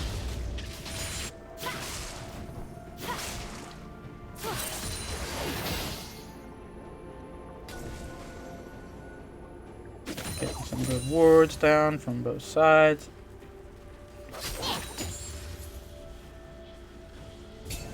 You're going to see the Mythic coming through for both bottom laners here. Chromsu and Eat the Vegan both going to be picking up the Gale Force. I believe that's the name of that one. It is Gale Force. That's going to be the item where you get an extra dash. So, and it actually does a little damage to nearby. There it is. That was the Gale Force being used up from Chromsu there. Calling coming through. Wave coming down. The flash coming down. He said he really wanted to get the kill this time, but Lulu able to live it out. Unfortunately, it's the same story as it was the last 3 times they tried that. Ever so close, but not quite. Denny. That was unfortunate. He kind of walked onto the Spoilers there. Zaya pulled him back, and then he was taken out. Smorrs getting chunked out of lane here. Probably going to have to reset again. His wave's in a peculiar spot though, he's not happy with it. Kennen's just gonna freeze it there. So he really has to get that pushed in, but there's no jungle to help him as Smorrs is able to get the solo kill. Flashes in flash for flash. Smorrs not able to give up a bad wave state there. Really want to get that pushed in and sacrifice too much of his life bar. Smorrs is able to just get enough chip damage off to make the all-in attempt, flash in under tower and get the final kill there. Herald being dropped up top here from a Wukong cardboard. Oh, Chromsu going in on this Lulu yet again. He's finally gonna get her this time, you'd think, right? Right? Chromsu picked up the Ravane Lulu support there. He's been hunting her all game, couldn't quite get her until now. He's finally happy about that though. Gold State isn't looking too bad. They're holding on. 4K down, 6 kills down. Doing what they can.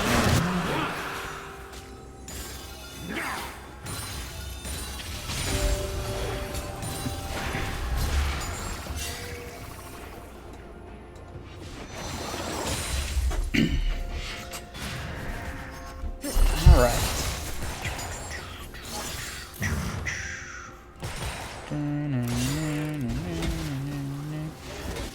We have nothing too crazy going on right now. Objective timers, let's take a look. Next fight's probably going to be that drag, you would think, right? Minute 20 something. So we have about a minute 20 something left until the next big fight's going to break out here. Everybody else is going to farm up, reset, get your items, get your wards down. It's all about setup at this point in the game.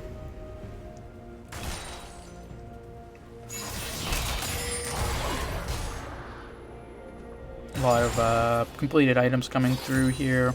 Looks like the Hextech belt is completed on the Schwartz's cannon there, which is just going to give him a lot more of an ability to close the gap on this Gnar. Smorrs, unfortunately, not having a good time against Gnar, as Lucian Nami looking to get disengaged yet again. Calling goes a little wide this time though. No full commit comes through. So, WangHongYue finds this monkey in his jungle. This hardcore monkey is able to get him though. As Kennen finds him. WangHongYue might be in a little bit of a bad spot now here. Has to play fancy feet, gets some hold on the Wukong. This is probably the best he could hope for. Has to try and get the kill on the Wukong here. No, just doesn't quite get it. That was a close one. That was probably the best he could have played with the scenario he ended up in there.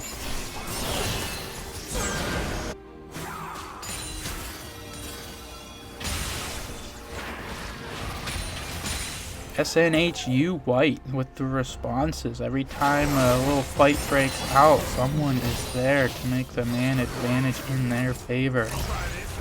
Especially in this bottom lane. I think there was 3 times I saw Denny and Chromsu trying to go in and get the kill, and Wukong was there. Oh, wait. Yet again, they're going in. This time, though, they might actually have it.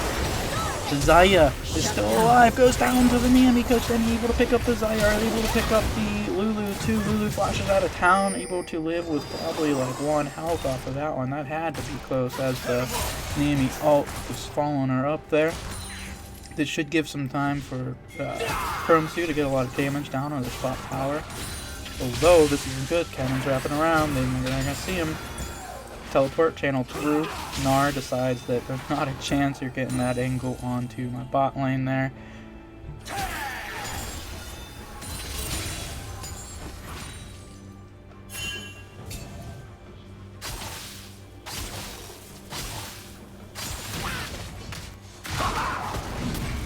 Wukong. He's just Mordekaiser, some free time on the spot lane turret here though. He'll be able to get a lot of damage off. Kennen working his way up. Mordekaiser does not have this warded out. He will not be able to see this Kennen coming. So we'll see what Kennen's able to do up here. If the camera wants to check us out. Okay, here it is. Kennen versus Mordekaiser. Who's going to win on this one? Kennen's got 3 levels on him. Mordekaiser's probably in a bad spot here. We'll see. Yep, okay, Kennen able to take out the Mordekaiser. Does use his ult. Smorrs' ult was like 1 second away. I was keeping an eye on his ult timer there to see if he's going to be able to ult. Coach Denny found in his own jungle, warding, getting a little D-ward down, and Wukong finds him, is able to take him out. Gets picked off.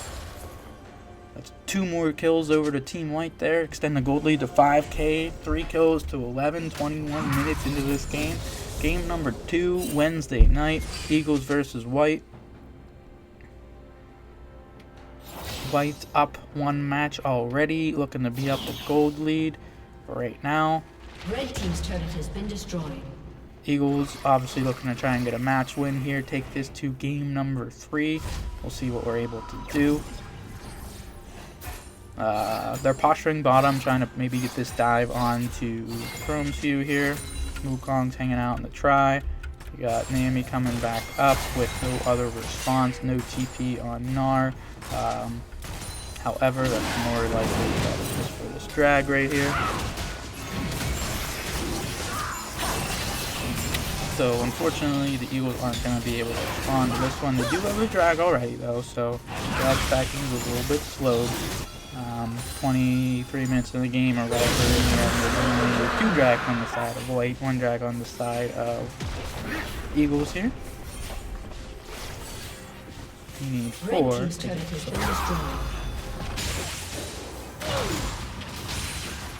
Gnar. Blade bar fully built. Kind of just looking to hold mid lane here. Been having a little bit of a tough time up against this Kennen, if we're going to be honest. Wukong wrapping up around for this Malzahar. Malzahar going to be able to get out of here. It looks like he is. White didn't see him. They're looking in the top bushes for him, but can't quite find him because he's not there. Bottom lane, here we go. Chromsu going back in. This is every time he has his ult up, he's been engaging.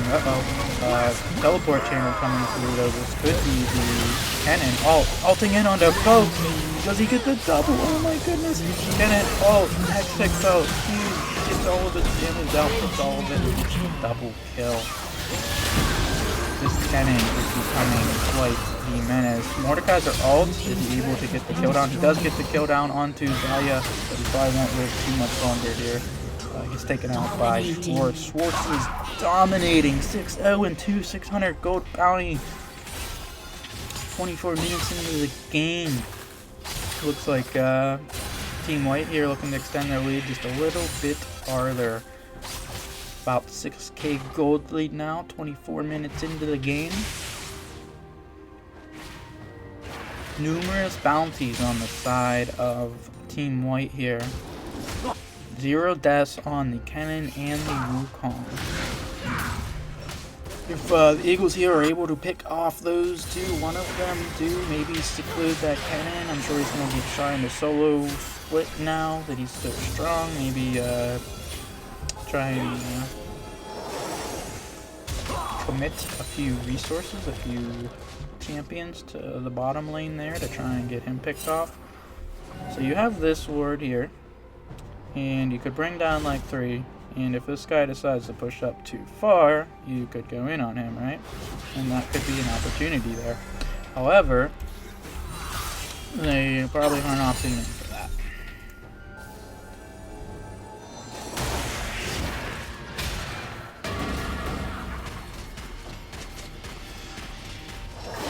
As it does look like Kennen would have played that pretty safe anyhow, and just been really wary of the game's opportunity onto himself. Sometimes you can catch those people off guard though. You get a little ahead, you start healing yourself, you maybe push up a little farther than you should be, and then you give a shutdown over. League does have some nice comeback mechanics where if you're a little bit behind, then you're it's not game over yet, always. Wouldn't be hitting surrender on this one, that's for sure. Although it doesn't feel good, I just normally don't ever give up.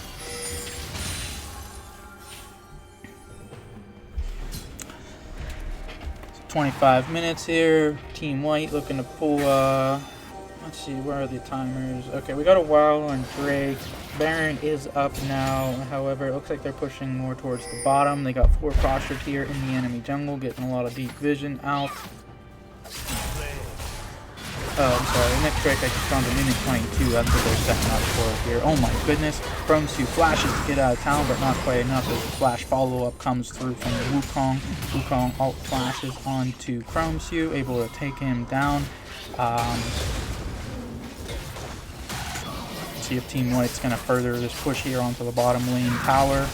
Tier 2. Schwartz is very strong. It's going to be very hard to contest this man. You're going to need layered CC onto him. Maybe a Nami with a Malzahar ult falling on top.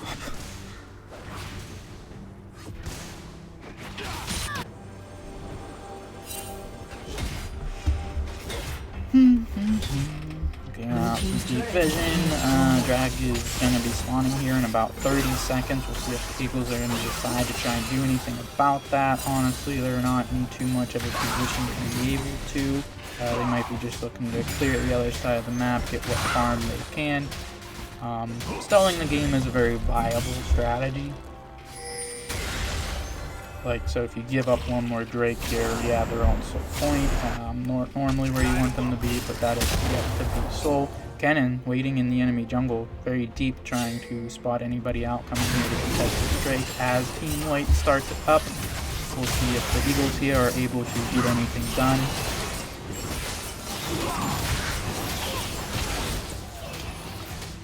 And then Wukong able to smite down that drag. That's going to be the 3rd Drake taken.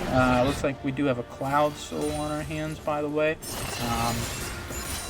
Not everybody's favorite, but it's a fun one. You gain additional movement speed, basically, in different parts of the map. And I believe additional movement speed has to be if I remember correctly. As we'll see Team White here starting out Baron. They don't have as much deep vision though, so they won't be able to see. Okay, here comes Nami's ult. Zaya forced to ult. She does not have that disengage tool anymore. Oh, here it is. The ult onto Kennen. Hammer laid down on Kennen. They're able to take down the big Kennen. Goes down in here. Oh, a big fight breaks out. Gnar able to get Lulu down here. Able to get the double. He is. Takes out the Zaya as well. They're chasing down the Swain now. They're probably going to be able to pick him up now too here. He is quite thankful a bit, and he gets finally taken down. The Eagles with a nice comeback fight there. That was huge. That was in 5 to not one of them went down and 5 the other team went down. They're going to be looking to pick up the 5th Baron here. That's going to be a humongous cold swing back for the Eagles here. That was the fight they needed right there. There it is. That's a swing back. They both almost even now. Only about 1K on the side of Team White there. That doesn't matter at 30 minutes into the game. Big Baron power play here from Post Eagles. They kited that fight out really well. They forced the Zaya to ult a little early, which was pretty good. She didn't have that, but the bigger part was getting the cannon down, right? The cannon didn't get the ult there, so cannon had 0 impact in that fight. He got ulted immediately by Ryanite, and WangHongYue was able to pull him back and hammer him down quickly enough before he was able to get out and really do any damage. Otherwise, if you're grouped and Kennen's able to hit that R button, you're all gonna just get zapped to death. So that was humongous there for Post Eagles.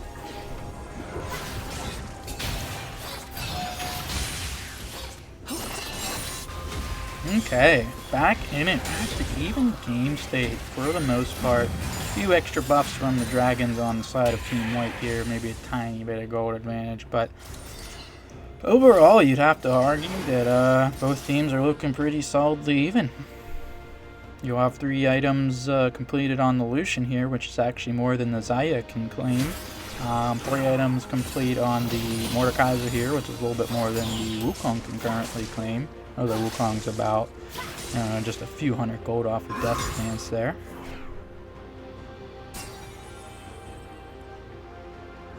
Nar starting to get a little more tanky build in here. He did go Triforce. Really don't see any building that item anymore, just because there's 2 different iterations of it with Essence Reaver and Divine Thunder now. But yeah, some people do still take full advantage of the most expensive item in the game. Alright, Eagles posturing for a nice bot lane Baron power play push here.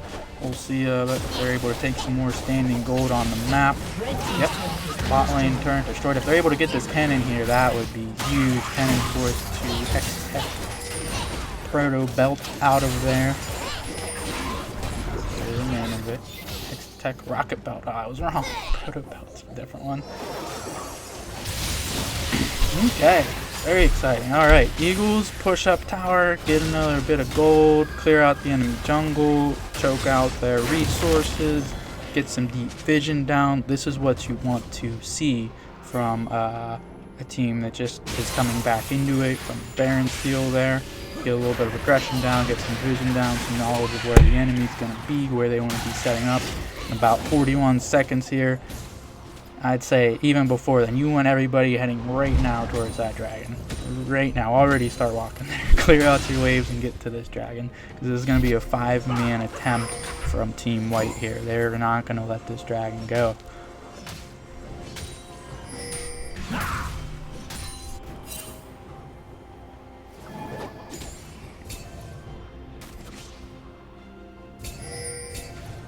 Here it is, everybody's posturing up.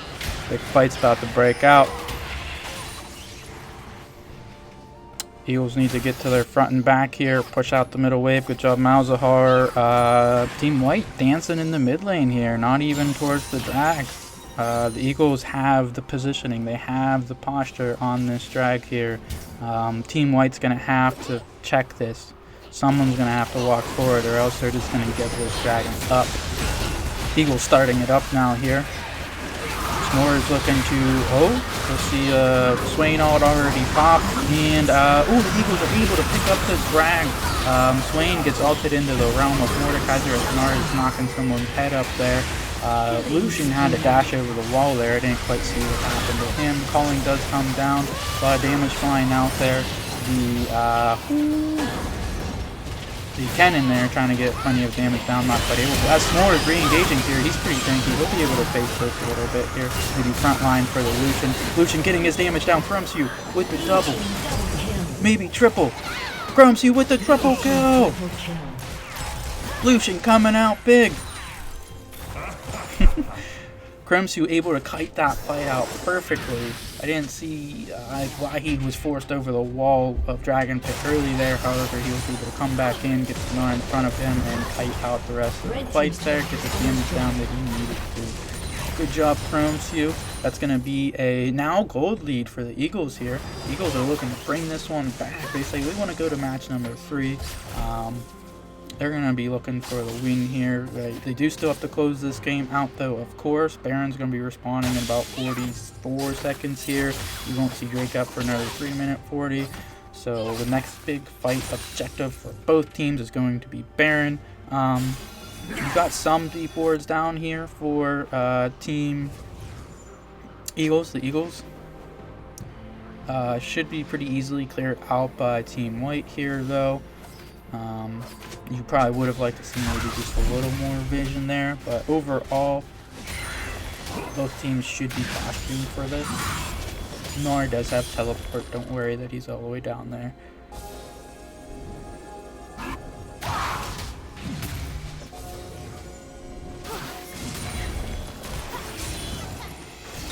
Alright, this is going to be an exciting fight here. Both teams are going to be looking to duke out over this Baron. A lot of times in this situation, Baron doesn't even get got done. Just it's a bloodbath and people fight and then too many people die and get hurt. The Baron can't even be done.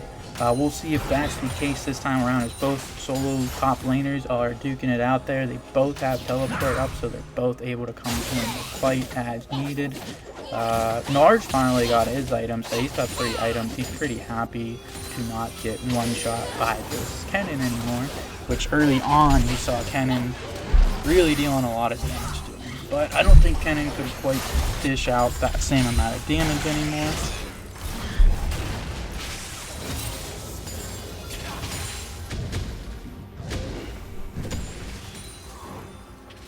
So, neither of the things I thought might happen happened. They just kind of warded up Baron. Both kind of looked at each other's little showdown there. Little Clint Eastwood. Oh, never mind. Here it comes. The engage is coming through from the end. Knocks off the Lulu. Lulu is kind of dropped immediately. Chromsu able to get the kill on that. Wukong last was to clone. That is the support down. That should be the Eagles posturing now for Baron here.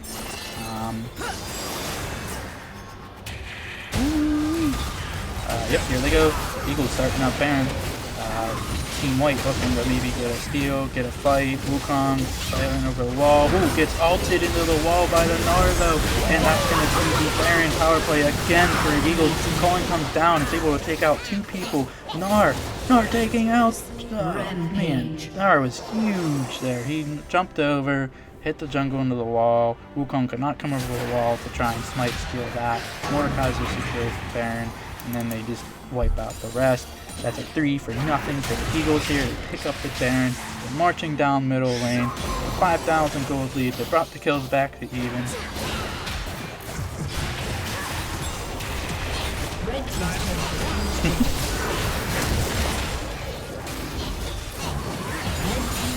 Ooh. Push down the mid tower. Main inhibitor drops. Moving up with these Baron and power of minions. Still staying together as a solid 5 here. Very well played by the Eagles. Swain trying to be unkillable, but when you have 4 people attacking you, you're not quite unkillable. Chromsu just knocking down the whole base. Chromsu decides to end it. He doesn't even want to attack the enemy champions. He says, I'll attack the objectives. And he ends the game. Eagles able to come out with the win on that one. Match 1-2-1. Eagles won. Team White won. Gonna be having a nice showdown here, a nice tiebreaker to figure out who is the winner on the day.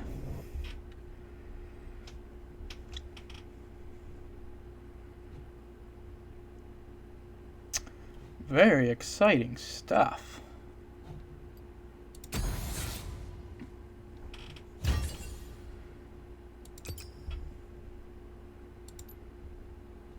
Get back into the lobby here.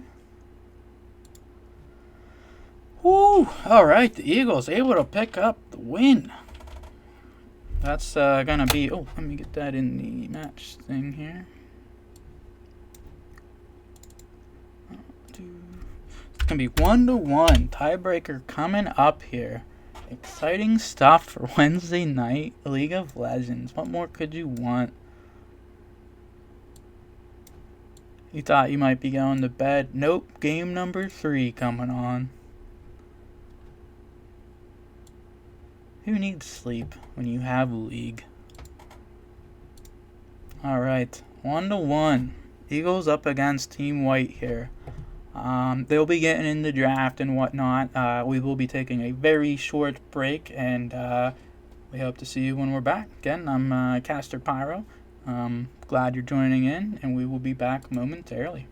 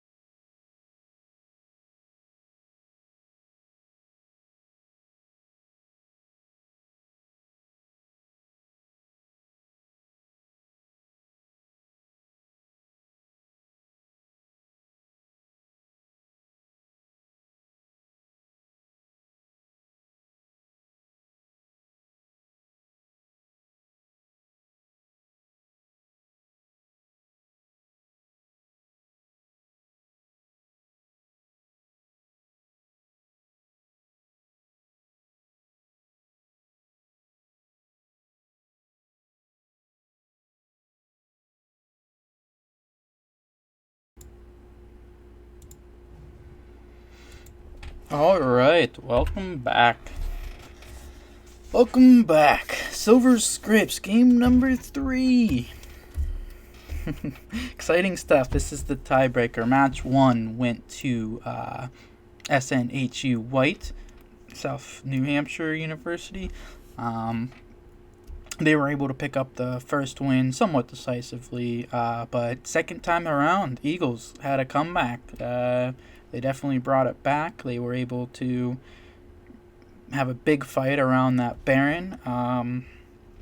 Once they were able to secure that, they were able to secure a few other objectives, and they really turned the game around, evened out that gold lead, and were able to properly manage the team fights and pull off a nice win there.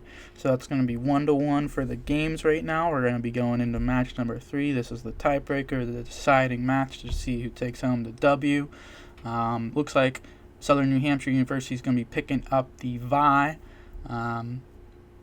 They had the same bands they had last time, so the Aurelian Soul Thresh Nocturne band out from Team White, and then the Eagles band Zyra and Ramus. You'll notice you saw Zaya and Zyra in 2 of the past games, so they decided to ban her out. They don't want to be seeing her yet again.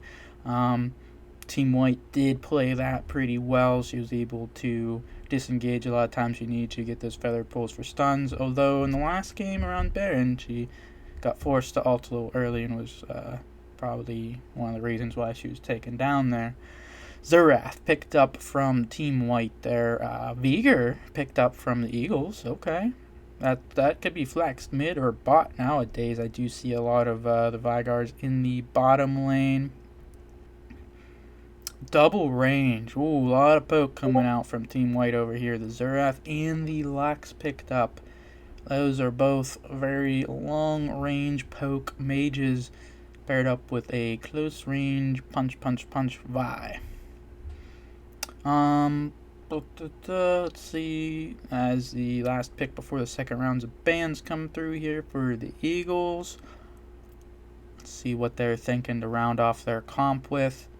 You'd have to assume, okay, I'm not assuming anything, actually. So Misfortune picked there. Yeah, so Misfortune picked up. You could run a Viger Misfortune bottom. Seriously, either one of those could be your ADC or support. You know, Misfortune support, Viger AP carry, and or Misfortune carry, Viger support.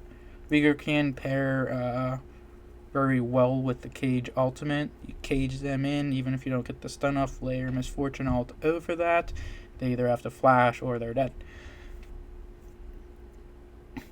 It could also just be a Viger middle, Misfortune bottom, and that could be that. We'll see what they decide to do, though.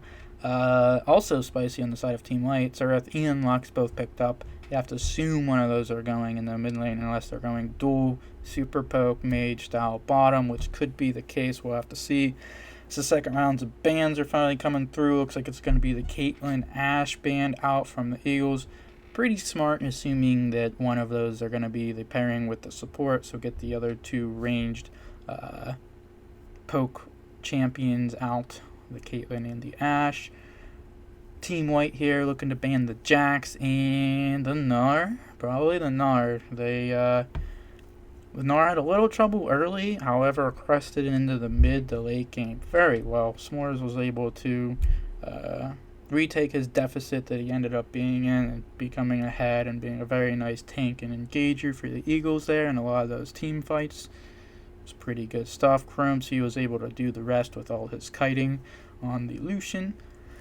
Leona picked up for the Misfortune. Okay, so that's going to decide that one. That's going to be the Leona in the bottom there. You'd probably assume it's Misfortune. Leona bottom for the Eagles here. Viger in the middle. Mordekaiser probably jungle again, which leaves top for the last pick for them. They're going to leave that for their counter pick into the K'Sante.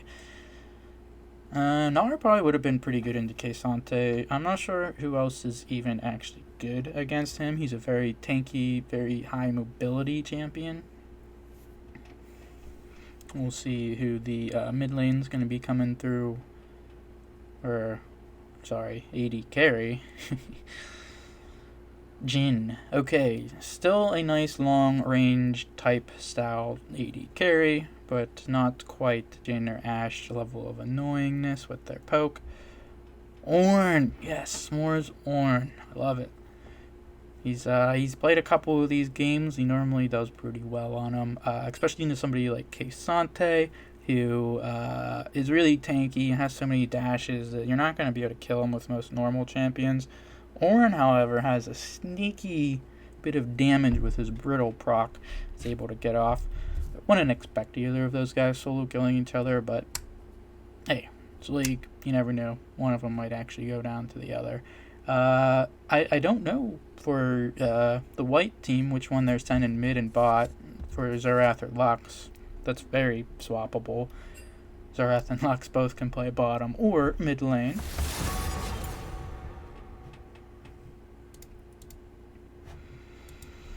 Okay, as they're getting into picking here, you know the drill. Draft has been done.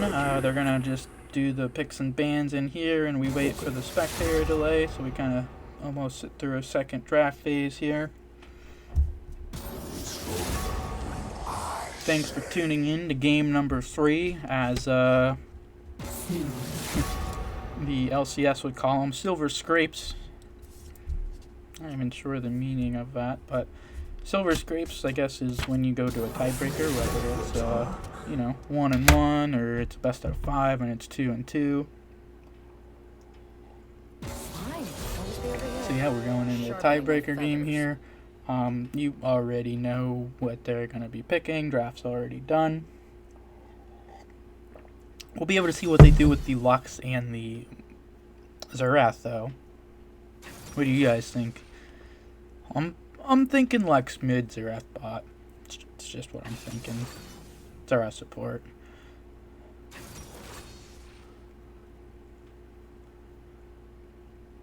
Oh, hey, check it out. Team White, Southern New Hampshire University Con Air that was a different AD carry they had last game. Something about eating vegans or something. Was their guy last game, and now they're back to Con Air, so they made a sub themselves too. For our Eagles, I think I don't even know if they made a sub or not. We'll have to wait until we load in there. Is Robot back? I see him in chat. Robot, where were you last game? Shall I turn in my badge and rifle as well? The world wants to know. Let me at him. Oh, I was maybe wrong. Xerath in the mid lane. Your eyes closed. Okay. I mean, it could have been either way. They're the same champion almost. Not quite, but they're both very long-range poke mages. Misfortune coming through. The Vayne hover for the troll. Chromsu letting him know.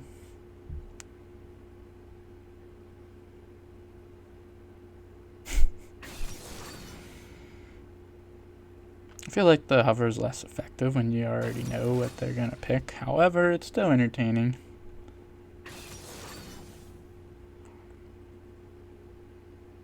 I'd like to see some Teemo here, Teemo jungle. That's a thing. Oh, Lord.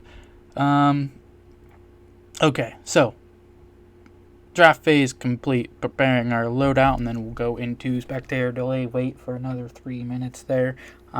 Taking a look at both teams, does look like the Lux actually went to support on Team White side, so Xerath in the middle. The Jin Lux lane will be the bot lane. Pretty effective. Lux is able to get her AoE slow off, that big circle ability she throws out. And then Jin has a follow-up, very long range ability where if any of your teammates tag them with a move and you hit them with your W, it actually stuns them. So it just provides them for an ability with very long range engage, comboing all of their alts. They'll be able to kill you from like a screen or two away if they're able to hit all of their skill shots. But if you dip, duck, dive, and dodge all the skill shots, then Leona Misfortune combo for the Eagles here are going to be able to layer CC with the Leona and then just follow up with a nice big Misfortune ult. Same thing can happen with the Vigor. If you get the Vigor cage down with the Leona CC combo, provides for some really good combos with Misfortune's ult. Mordekaiser again in the jungle. We saw him there last game. He played pretty well. And then Smorrs on the Ornn up top.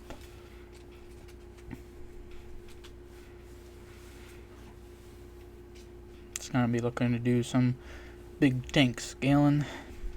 Sante is also going to be pretty tanky. He's a little bit of a more interesting guy. He's got a lot of dashes, a lot of movement. His ult is pretty crazy. He offers a lot of displacement.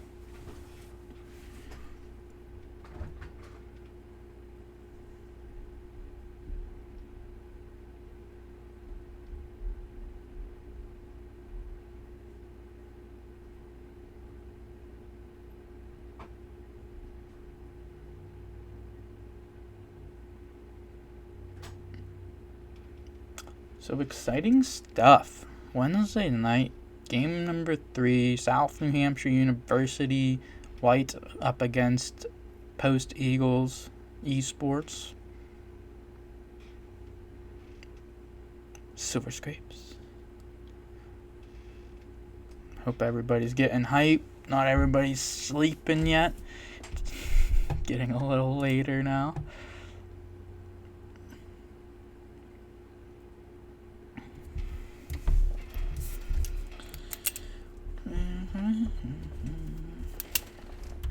Alright. 50 seconds to go here.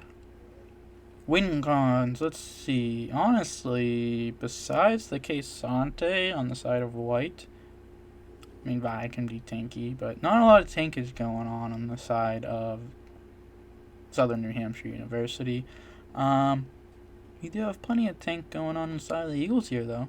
The big Ornn and the big Leona, and even Mordekaiser in his own right gets pretty tanky with those shields he starts proccing off.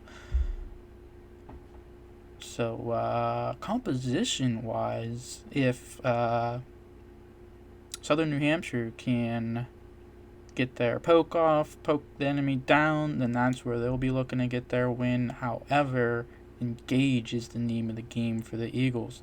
So, yeah, it's going to be a little bit back and forth. 2 different types of comps looking here. Kind of like a siege poke style for Southern New Hampshire and a full-on engage, go in, don't stop moving forward type of fighting for the Eagles.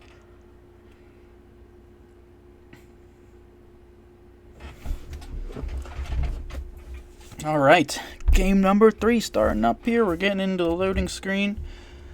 It's about time. Got oh, there's 2 people without skins in this game. It's okay. Nonetheless. Oop, let's get these things all set up. Alright, no bug again. Gotta love it. That spectator bug really messed us up on the first match there. Alright, match number 3, Silver Scrapes tiebreaker. Let's see who comes out with the win. 5 million from Southern New Hampshire running down bottom here. 4 people running mid. Looking to just kind of spot out where they're at. 30 seconds until minions it would spawn. seem that Southern New Hampshire is maybe expecting an invade from the Eagles here. Which is pretty fair with the Leona. Leona does provide a lot of CC. Honestly, not till like level 2 though, but she still has a lot of CC. I would probably give level 1 to Eagles if they were to duke it out. Minions have spawned. Alright, everybody's going to be looking to get set up here though. Both jungle paths starting on the bottom side this time around. You saw split starts last time. They started on opposing sides of the jungle map. Now they'll be both on the same side, which is bottom, potentially looking to clear towards top. And I mean, you would think maybe make a gank or pass middle this time around. I don't know how easy it's going to be to kill either of these top laners. But we'll have to see how it plays out.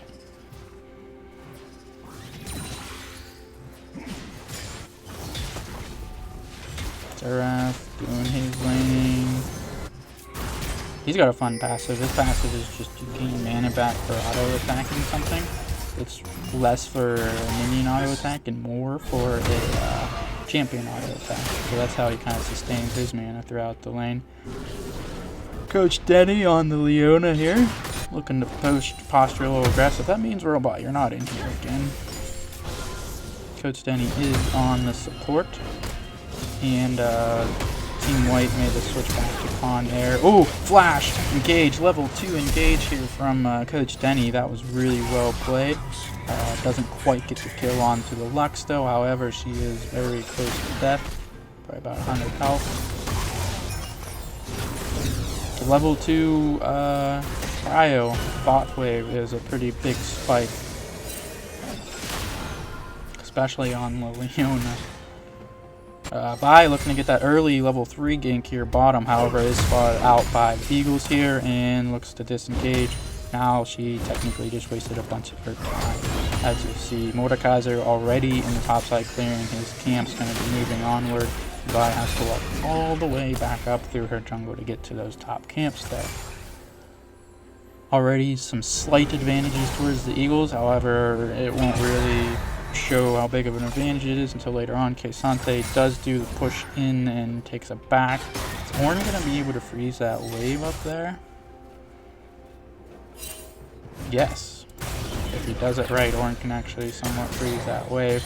Oh, there it is. There's the follow-up. Chromsu getting a lot of damage down on him. Lux is able to land a binding and follow it up with the Jhin. Uh-oh, Coach Denny. Coach Denny goes down. First blood to Jhin. I wasn't sure if he was actually going to die there, but Jhin just kept speeding towards him. And Coach Denny not able to get out of there. Doesn't have flash. He did expend that for that early opportunity. However, Cardboard and Shorts looking to do a little scuffle up here, but I don't think Bai wants any of this. Has to flash over the wall to get out.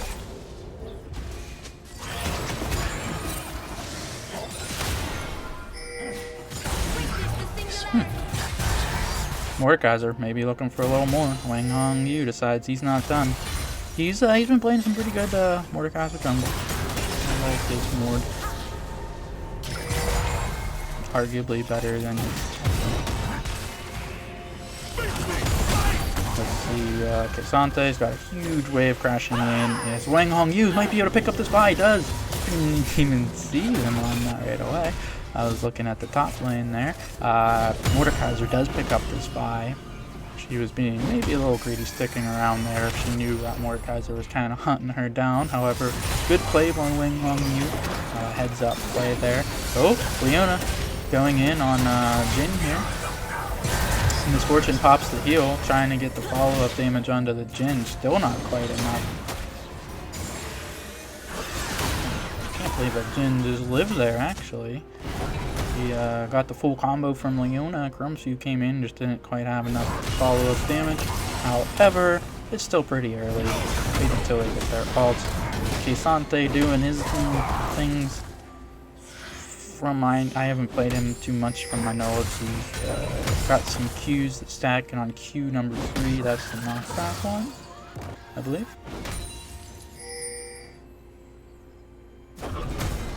There's Q1.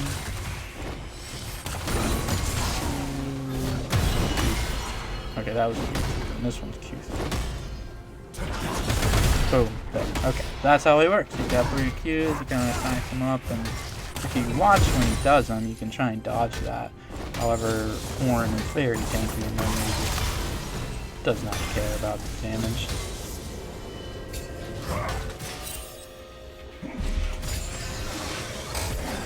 Okay. 6 minutes in, 1-1, even goal. Tiebreaker game. Looking pretty good. No one's really landslided it in one way or the other yet. Oh, a little binding there from Lux.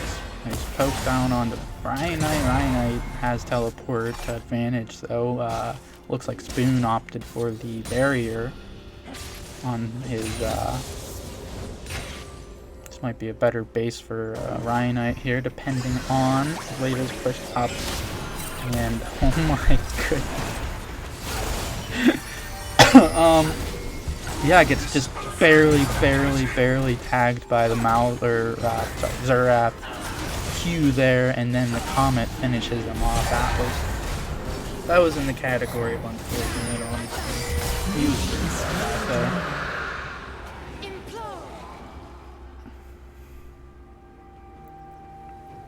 Xerath's gonna be feeling pretty good about that one, though. Leona getting the engage here on Jin. Misfortune trying to do a little follow-up on Denny, didn't quite get it. However, flashes in, Jin flashes out. Are they able to get enough done here? Jin gets the stun down. Vi coming back in here. She was able to wrap around in time and get the counter engage. Vi takes them down. Did she get both those? No, Jin did get one of those, and Vi got one of those. It was a good attempt by the Eagles there, a little aggressive perhaps, as Misfortune will be hitting 6 and not 2 on him here, and that's when the real spike potential pulls through.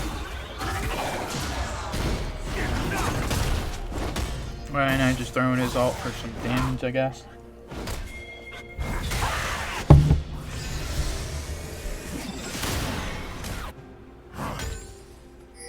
Schwartz on the K-Sant. And Smorrs on the Ornn. It's not the craziest matchup as far as the image goes, but they are both tanky and they are both going to be able to supply a lot of utility to their teams as this game moves forward. Right now it's just like two meatballs kind of smacking each other.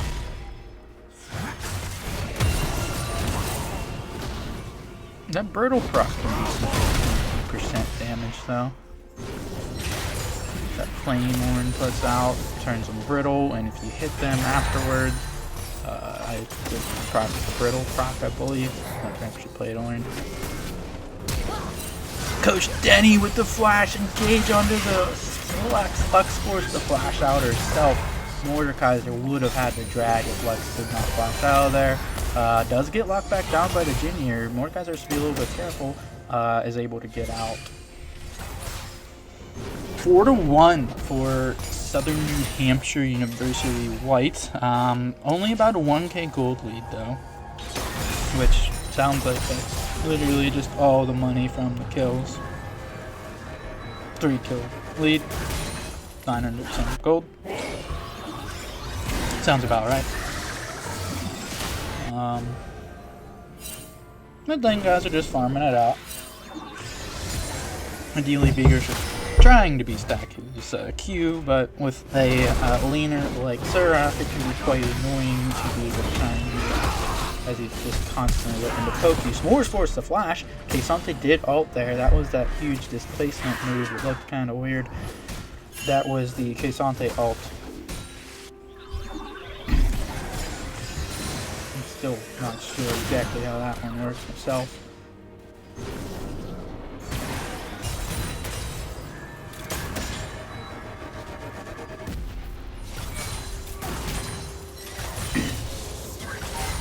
Coach Denny and Chromsu. Chromsu finally level 6 here. If Coach Denny does pick up level 6 himself, you might see an immediate engage from those two. We'll see what their plans are though. Malzahar with the flash stun ult onto Ryanite. Ryanite goes down. I thought he was going to live for a second, but the Comet Proc gets him again. It was a aggressive heads-up play from Xerath there. Do get the binding on the Coach Denny. Luxalt comes through. However, with the extra resistances from the W on Leona, she is able to survive that.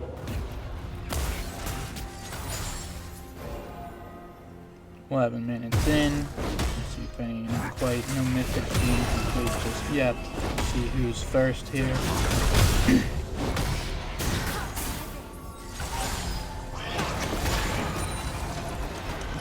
Yeah, so a few years ago, if anyone's not familiar, maybe you're an older watcher or a new watcher, for the item building, you see everybody behind building items. It's obviously a very important factor of the game. There are mythic and legendary items. Mythic's a newer introduction where you can only have one of them. So of course there's multiple mythic items, but you can only buy one per game. The rest of your items have legendary items. So that's often why the very first item you build is a mythic, and it's maybe a little bit more of a power spike than some of the other individual items. Oh, Smorrs, you missed the cannon. That's quite unfortunate. It's a bit of a tilter.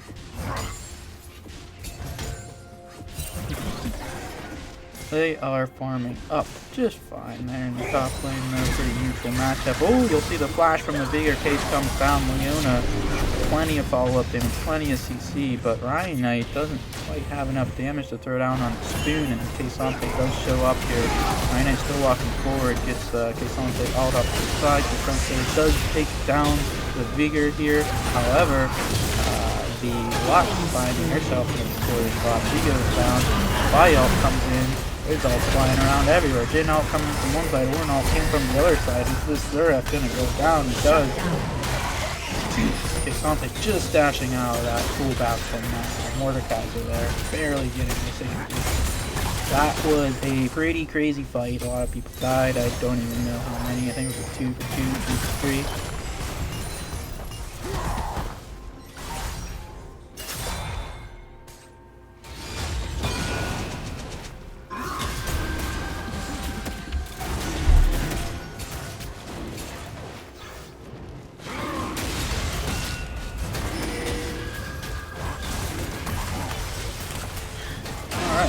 As Drake is being picked up by the Eagles here. Does get ordered out, so they do know they're doing it. However, not able to contest as the Eagles pick up their first Drake. That's going to be one Drake to one Drake, one for each side. 13 minutes into the game here. Gold looking still about even, one Drake on each side. Team White was about a 1k gold lead, that's about it. Beyond that, this game is still dead even. Mordekaiser looking large. He has 3 kills, 150 gold bounty for himself, already picked up his Rylas. This is one of the scenarios you don't build a mythic first. Mythic items will have these little gold borders, like Thorn and Show, and then the legendaries won't. Just some fun information there for you. Rift Herald drop does come through by Vi here. She's going to be looking to get these. Okay, the plates are actually down. It did pass 14 minutes. But this is the second. We just got the first one really early. Vigor's going to have some fancy feet here if he wants to live. Looks like they were fancy enough. He gets out of there.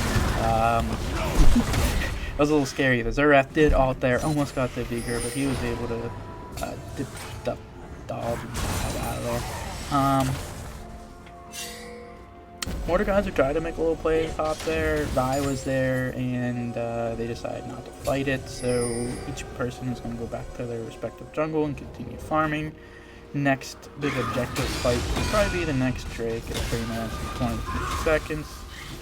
Looks like we will have yet another Cloud Soul. So Cloud Soul was our last game's dragon. It is going to be a Cloud Soul again.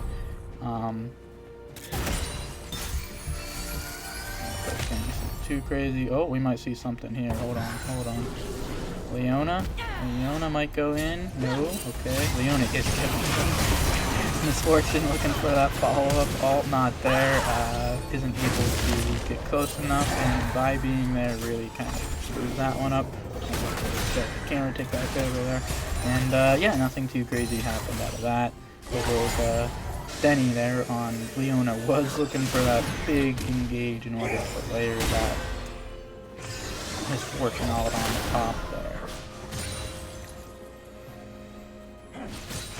Zerath is slowly picking away at this Vigor as far as farm goes. However, Vigor did live that last duel there. He was able to fancy feed his way out of those ult shots by Zerath. Oh, Leona, and yes, this is actually good for them. Leona goes in on the left, Flash out from the Lux there. Mordekaiser's still there to follow up though. Vi doing a lot of damage to that Leona along with Jin. Jin able to take down Leona. Ryanite in a particular spot as Dante came in from top lane there. Mordekaiser picking up the Jin though. His big hammer. I believe yes he did. He ulted the Jin. Jin could not quite get away in time and goes down for WangHongYue.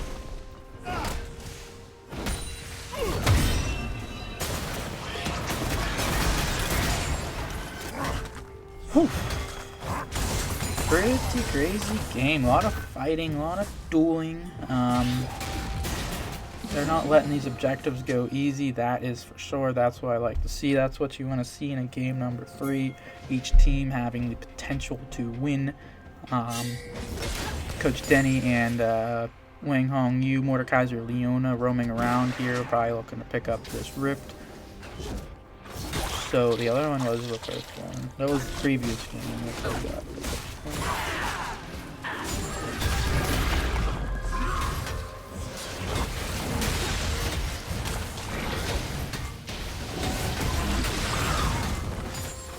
Yeah. So this is the second Rift Herald. Looks like the Eagles are going to be able to pick it up. Southern New Hampshire trying to get a little quick bottom here. Chromsu does trot his way there. Strut. Misfortune's W passive is Strut. That's one of the reasons why she's so fast. With her additional move speed. Vi's coming down here though. Vi's gonna. Oh, this is gonna be a dive on the top tower. Hopefully Misfortune's able to live, however, it'll probably get finished. It doesn't. Gets ulted by Vi, layered up with the Lux ult. And they do miss.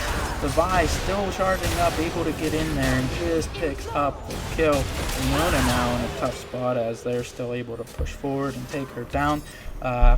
Southern New Hampshire White able to pull off a pretty big dive there. They indicated that Misfortune was there alone for a few more seconds. They knew Leona might be coming, but she was there alone. Pretty easy layer up for Vi and the Lux ult. Xerath going down, flashes and still dies to WangHongYue though. This big Mordekaiser hammer. Mordekaiser 5-0 right now. 250 gold bounty on his head. He's a big man, however, he's getting collapsed on. He's trying to run now, and he's able to full speed up.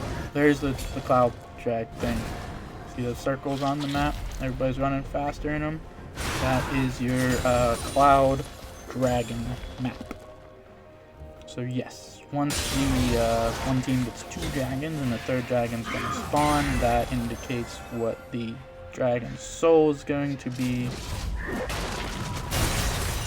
I think it's just in general the 3rd dragon. Whichever one the 3rd dragon is the dragon soul. So now only cloud drakes will spawn from now on, and that's what determines what the map will be. Subtle changes, but they're changes.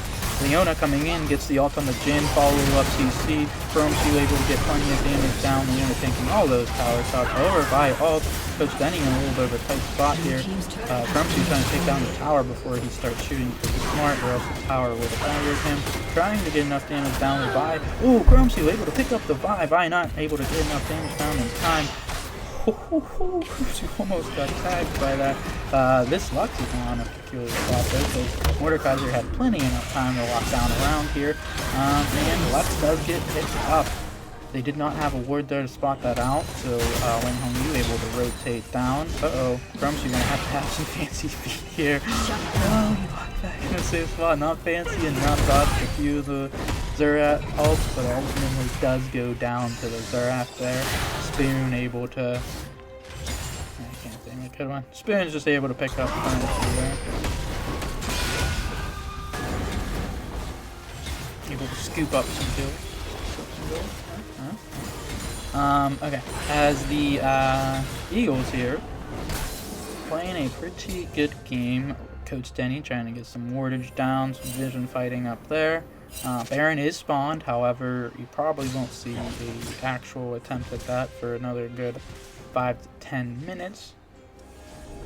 Oh, Spoon might be found here, or the other way around, Coach Denny is found. Not quite enough damage though. Leona very tanky, especially when you're able to get your W off.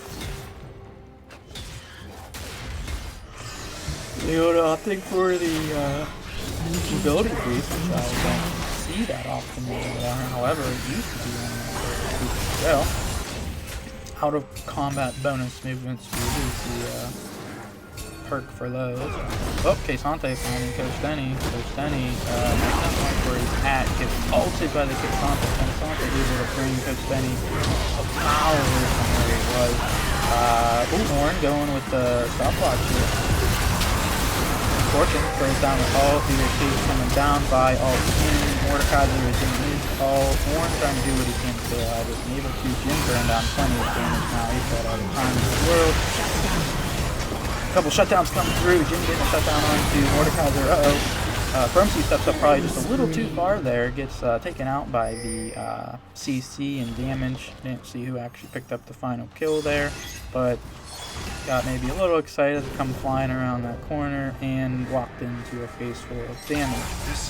These three right here, nice little combo. Lux is arrived in their range is a lot. Maybe three of the more ranged champions in the game. And speaking of ults, Red team's turret has been destroyed. between the three of them, if they even get a little bit of CC on you, they can all follow up with damage from plenty far away. So, Team White able to get scrape a little bit of a lead there. It's only 2k gold lead, 17 to 11 to Drake's to 1. Few towers to a few towers. Bye, looking to go in on Coach Denny. Does the ult. Is it enough? Coach Denny putting down his CC, trying to get out of there. Vigor comes down with the cage. However, it's not enough. Now Ryanite might be in a bad spot trying to save Coach Denny. However, you will have Misfortune rotating down at Mordekaiser. Might be for a bigger fight than it was going to be originally. Chromsu picking up one. Able to pick up the buy. Has to flash out of the finding here. Oh, that's the ult. Okay, so Mordekaiser did ult there. Who was able to pick up the Lux? Didn't able to get any more. Mordekaiser Misfortune also come down. Doesn't too much stun. However, they are able to take out Schwartz on the Kesante there.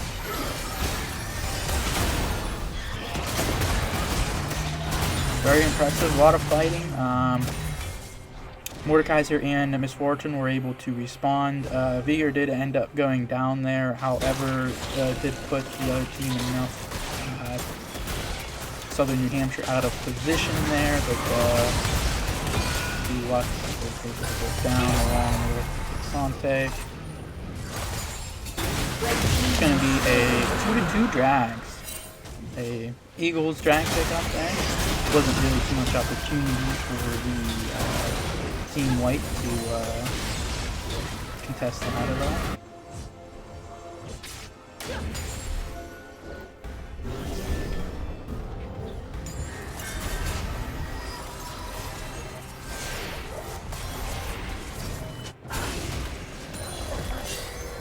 Okay.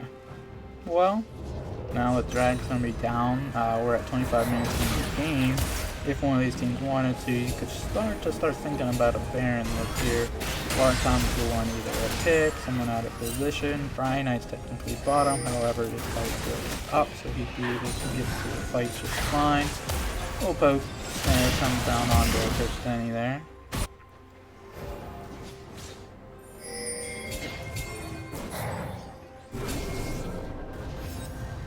As Team White playing this very carefully, they have to just kind of check through these bushes that they don't have vision in due to the fact that a lot of their damage is done from far away, and if they have to walk in to face check something, well, that's not ideally how they want to fight, but that is how the Eagles want to fight, with Leona and Mordekaiser and Ornn all on their team. If they get those in the front line, I really don't think Team White has too much to answer it. I do think the 5-on-5 goes to the Eagles here. However, the Southern New Hampshire does have enough damage to both 1 and 2 characters down. If they burst the right people down, then the Eagles won't have enough damage to actually finish off the fight.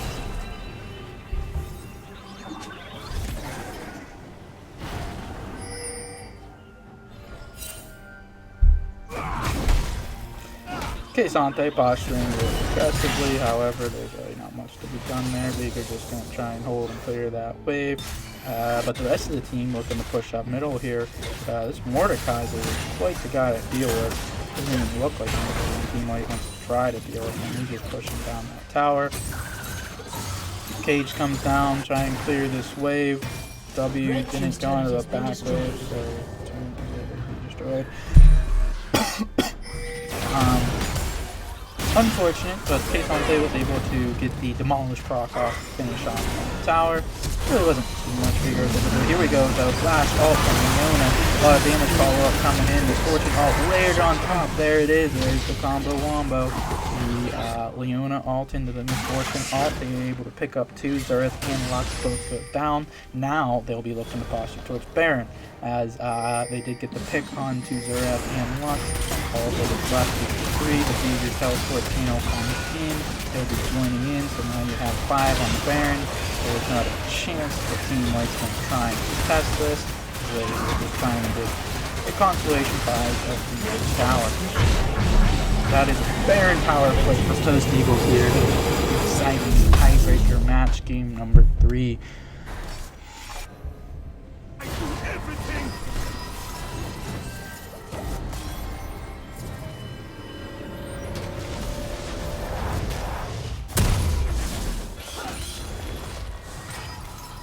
Got more items start coming in.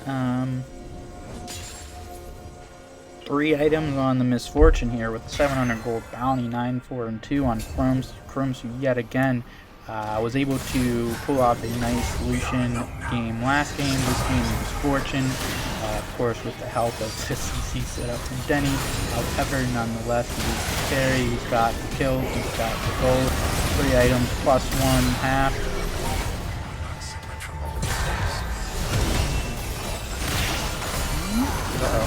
Mordekaiser. He's in a peculiar spot here. He's going to have to help somebody just so he can stay alive here. He does.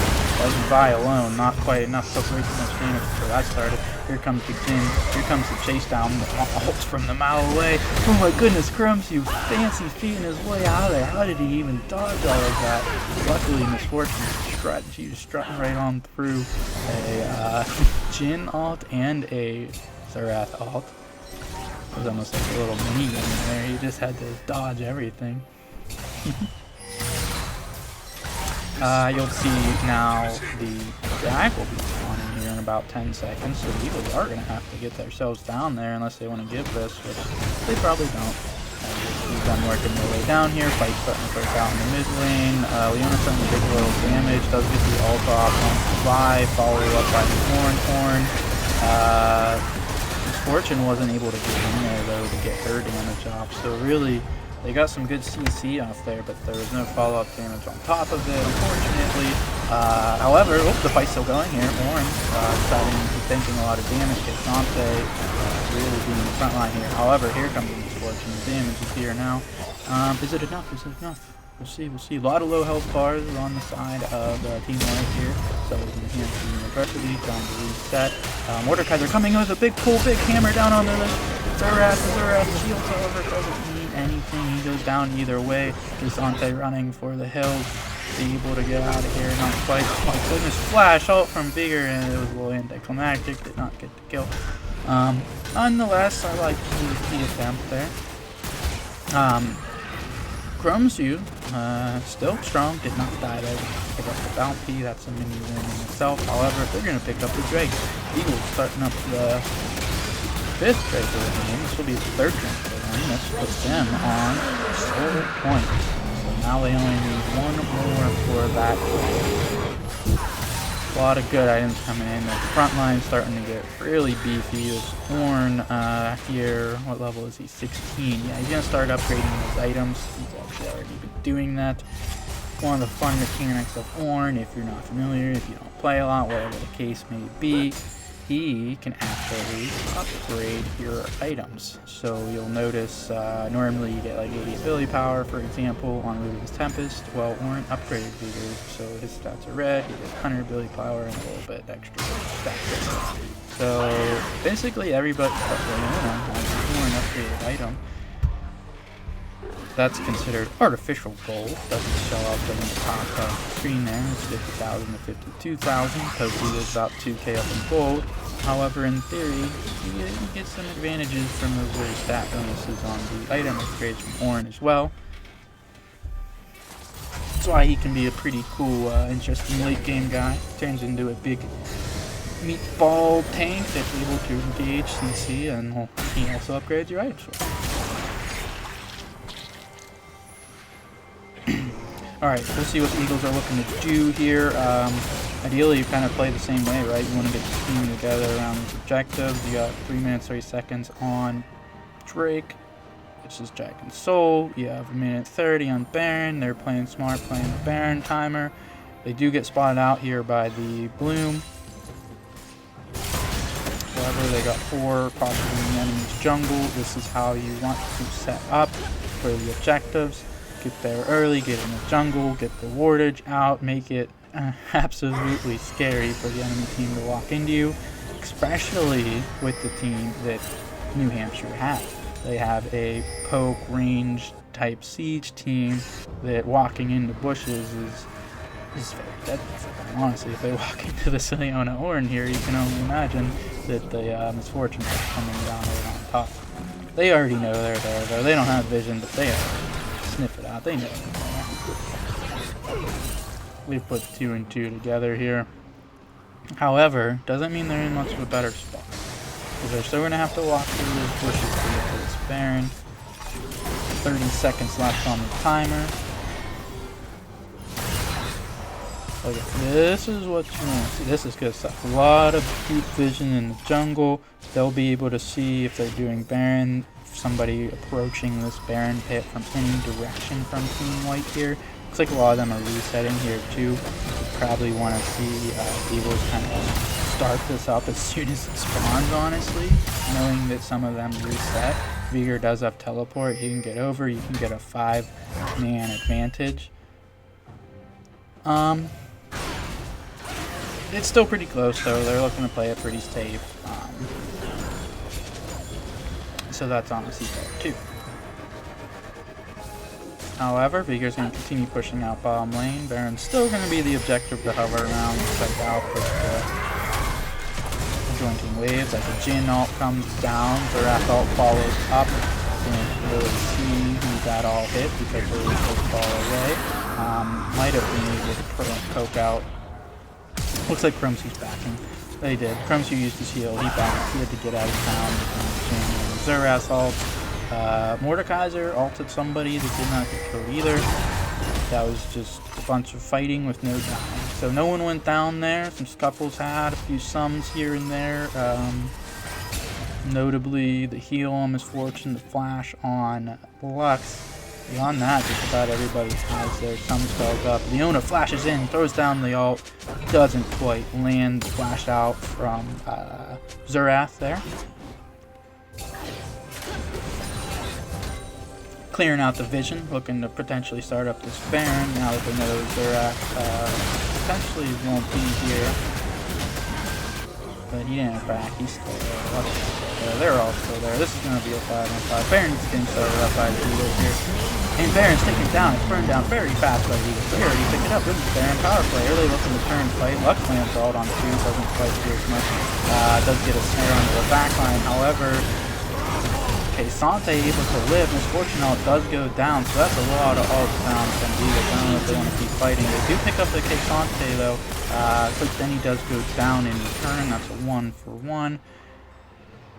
Looking to walk towards drag. We'll see what they do. I can make a few predictions, but Vi does get stunned up here. Little cage comes down. Drag is coming up. This is going to be Drag Soul for the Eagles. They would really like to get this. However, they did have to do a little reset off of that Baron fight, but Southern New Hampshire White is going to have to back off. Looks like they don't want to give it up. They do throw their ults at it, but it's not going to be in comparison to a 1200 damage smite. Mordekaiser's going to be able to secure that one.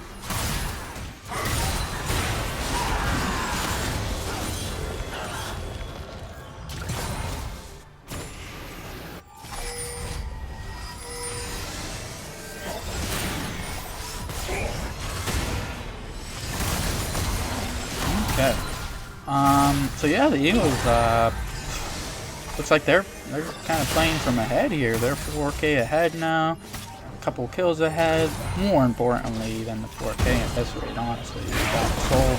They do have the Dragon Soul.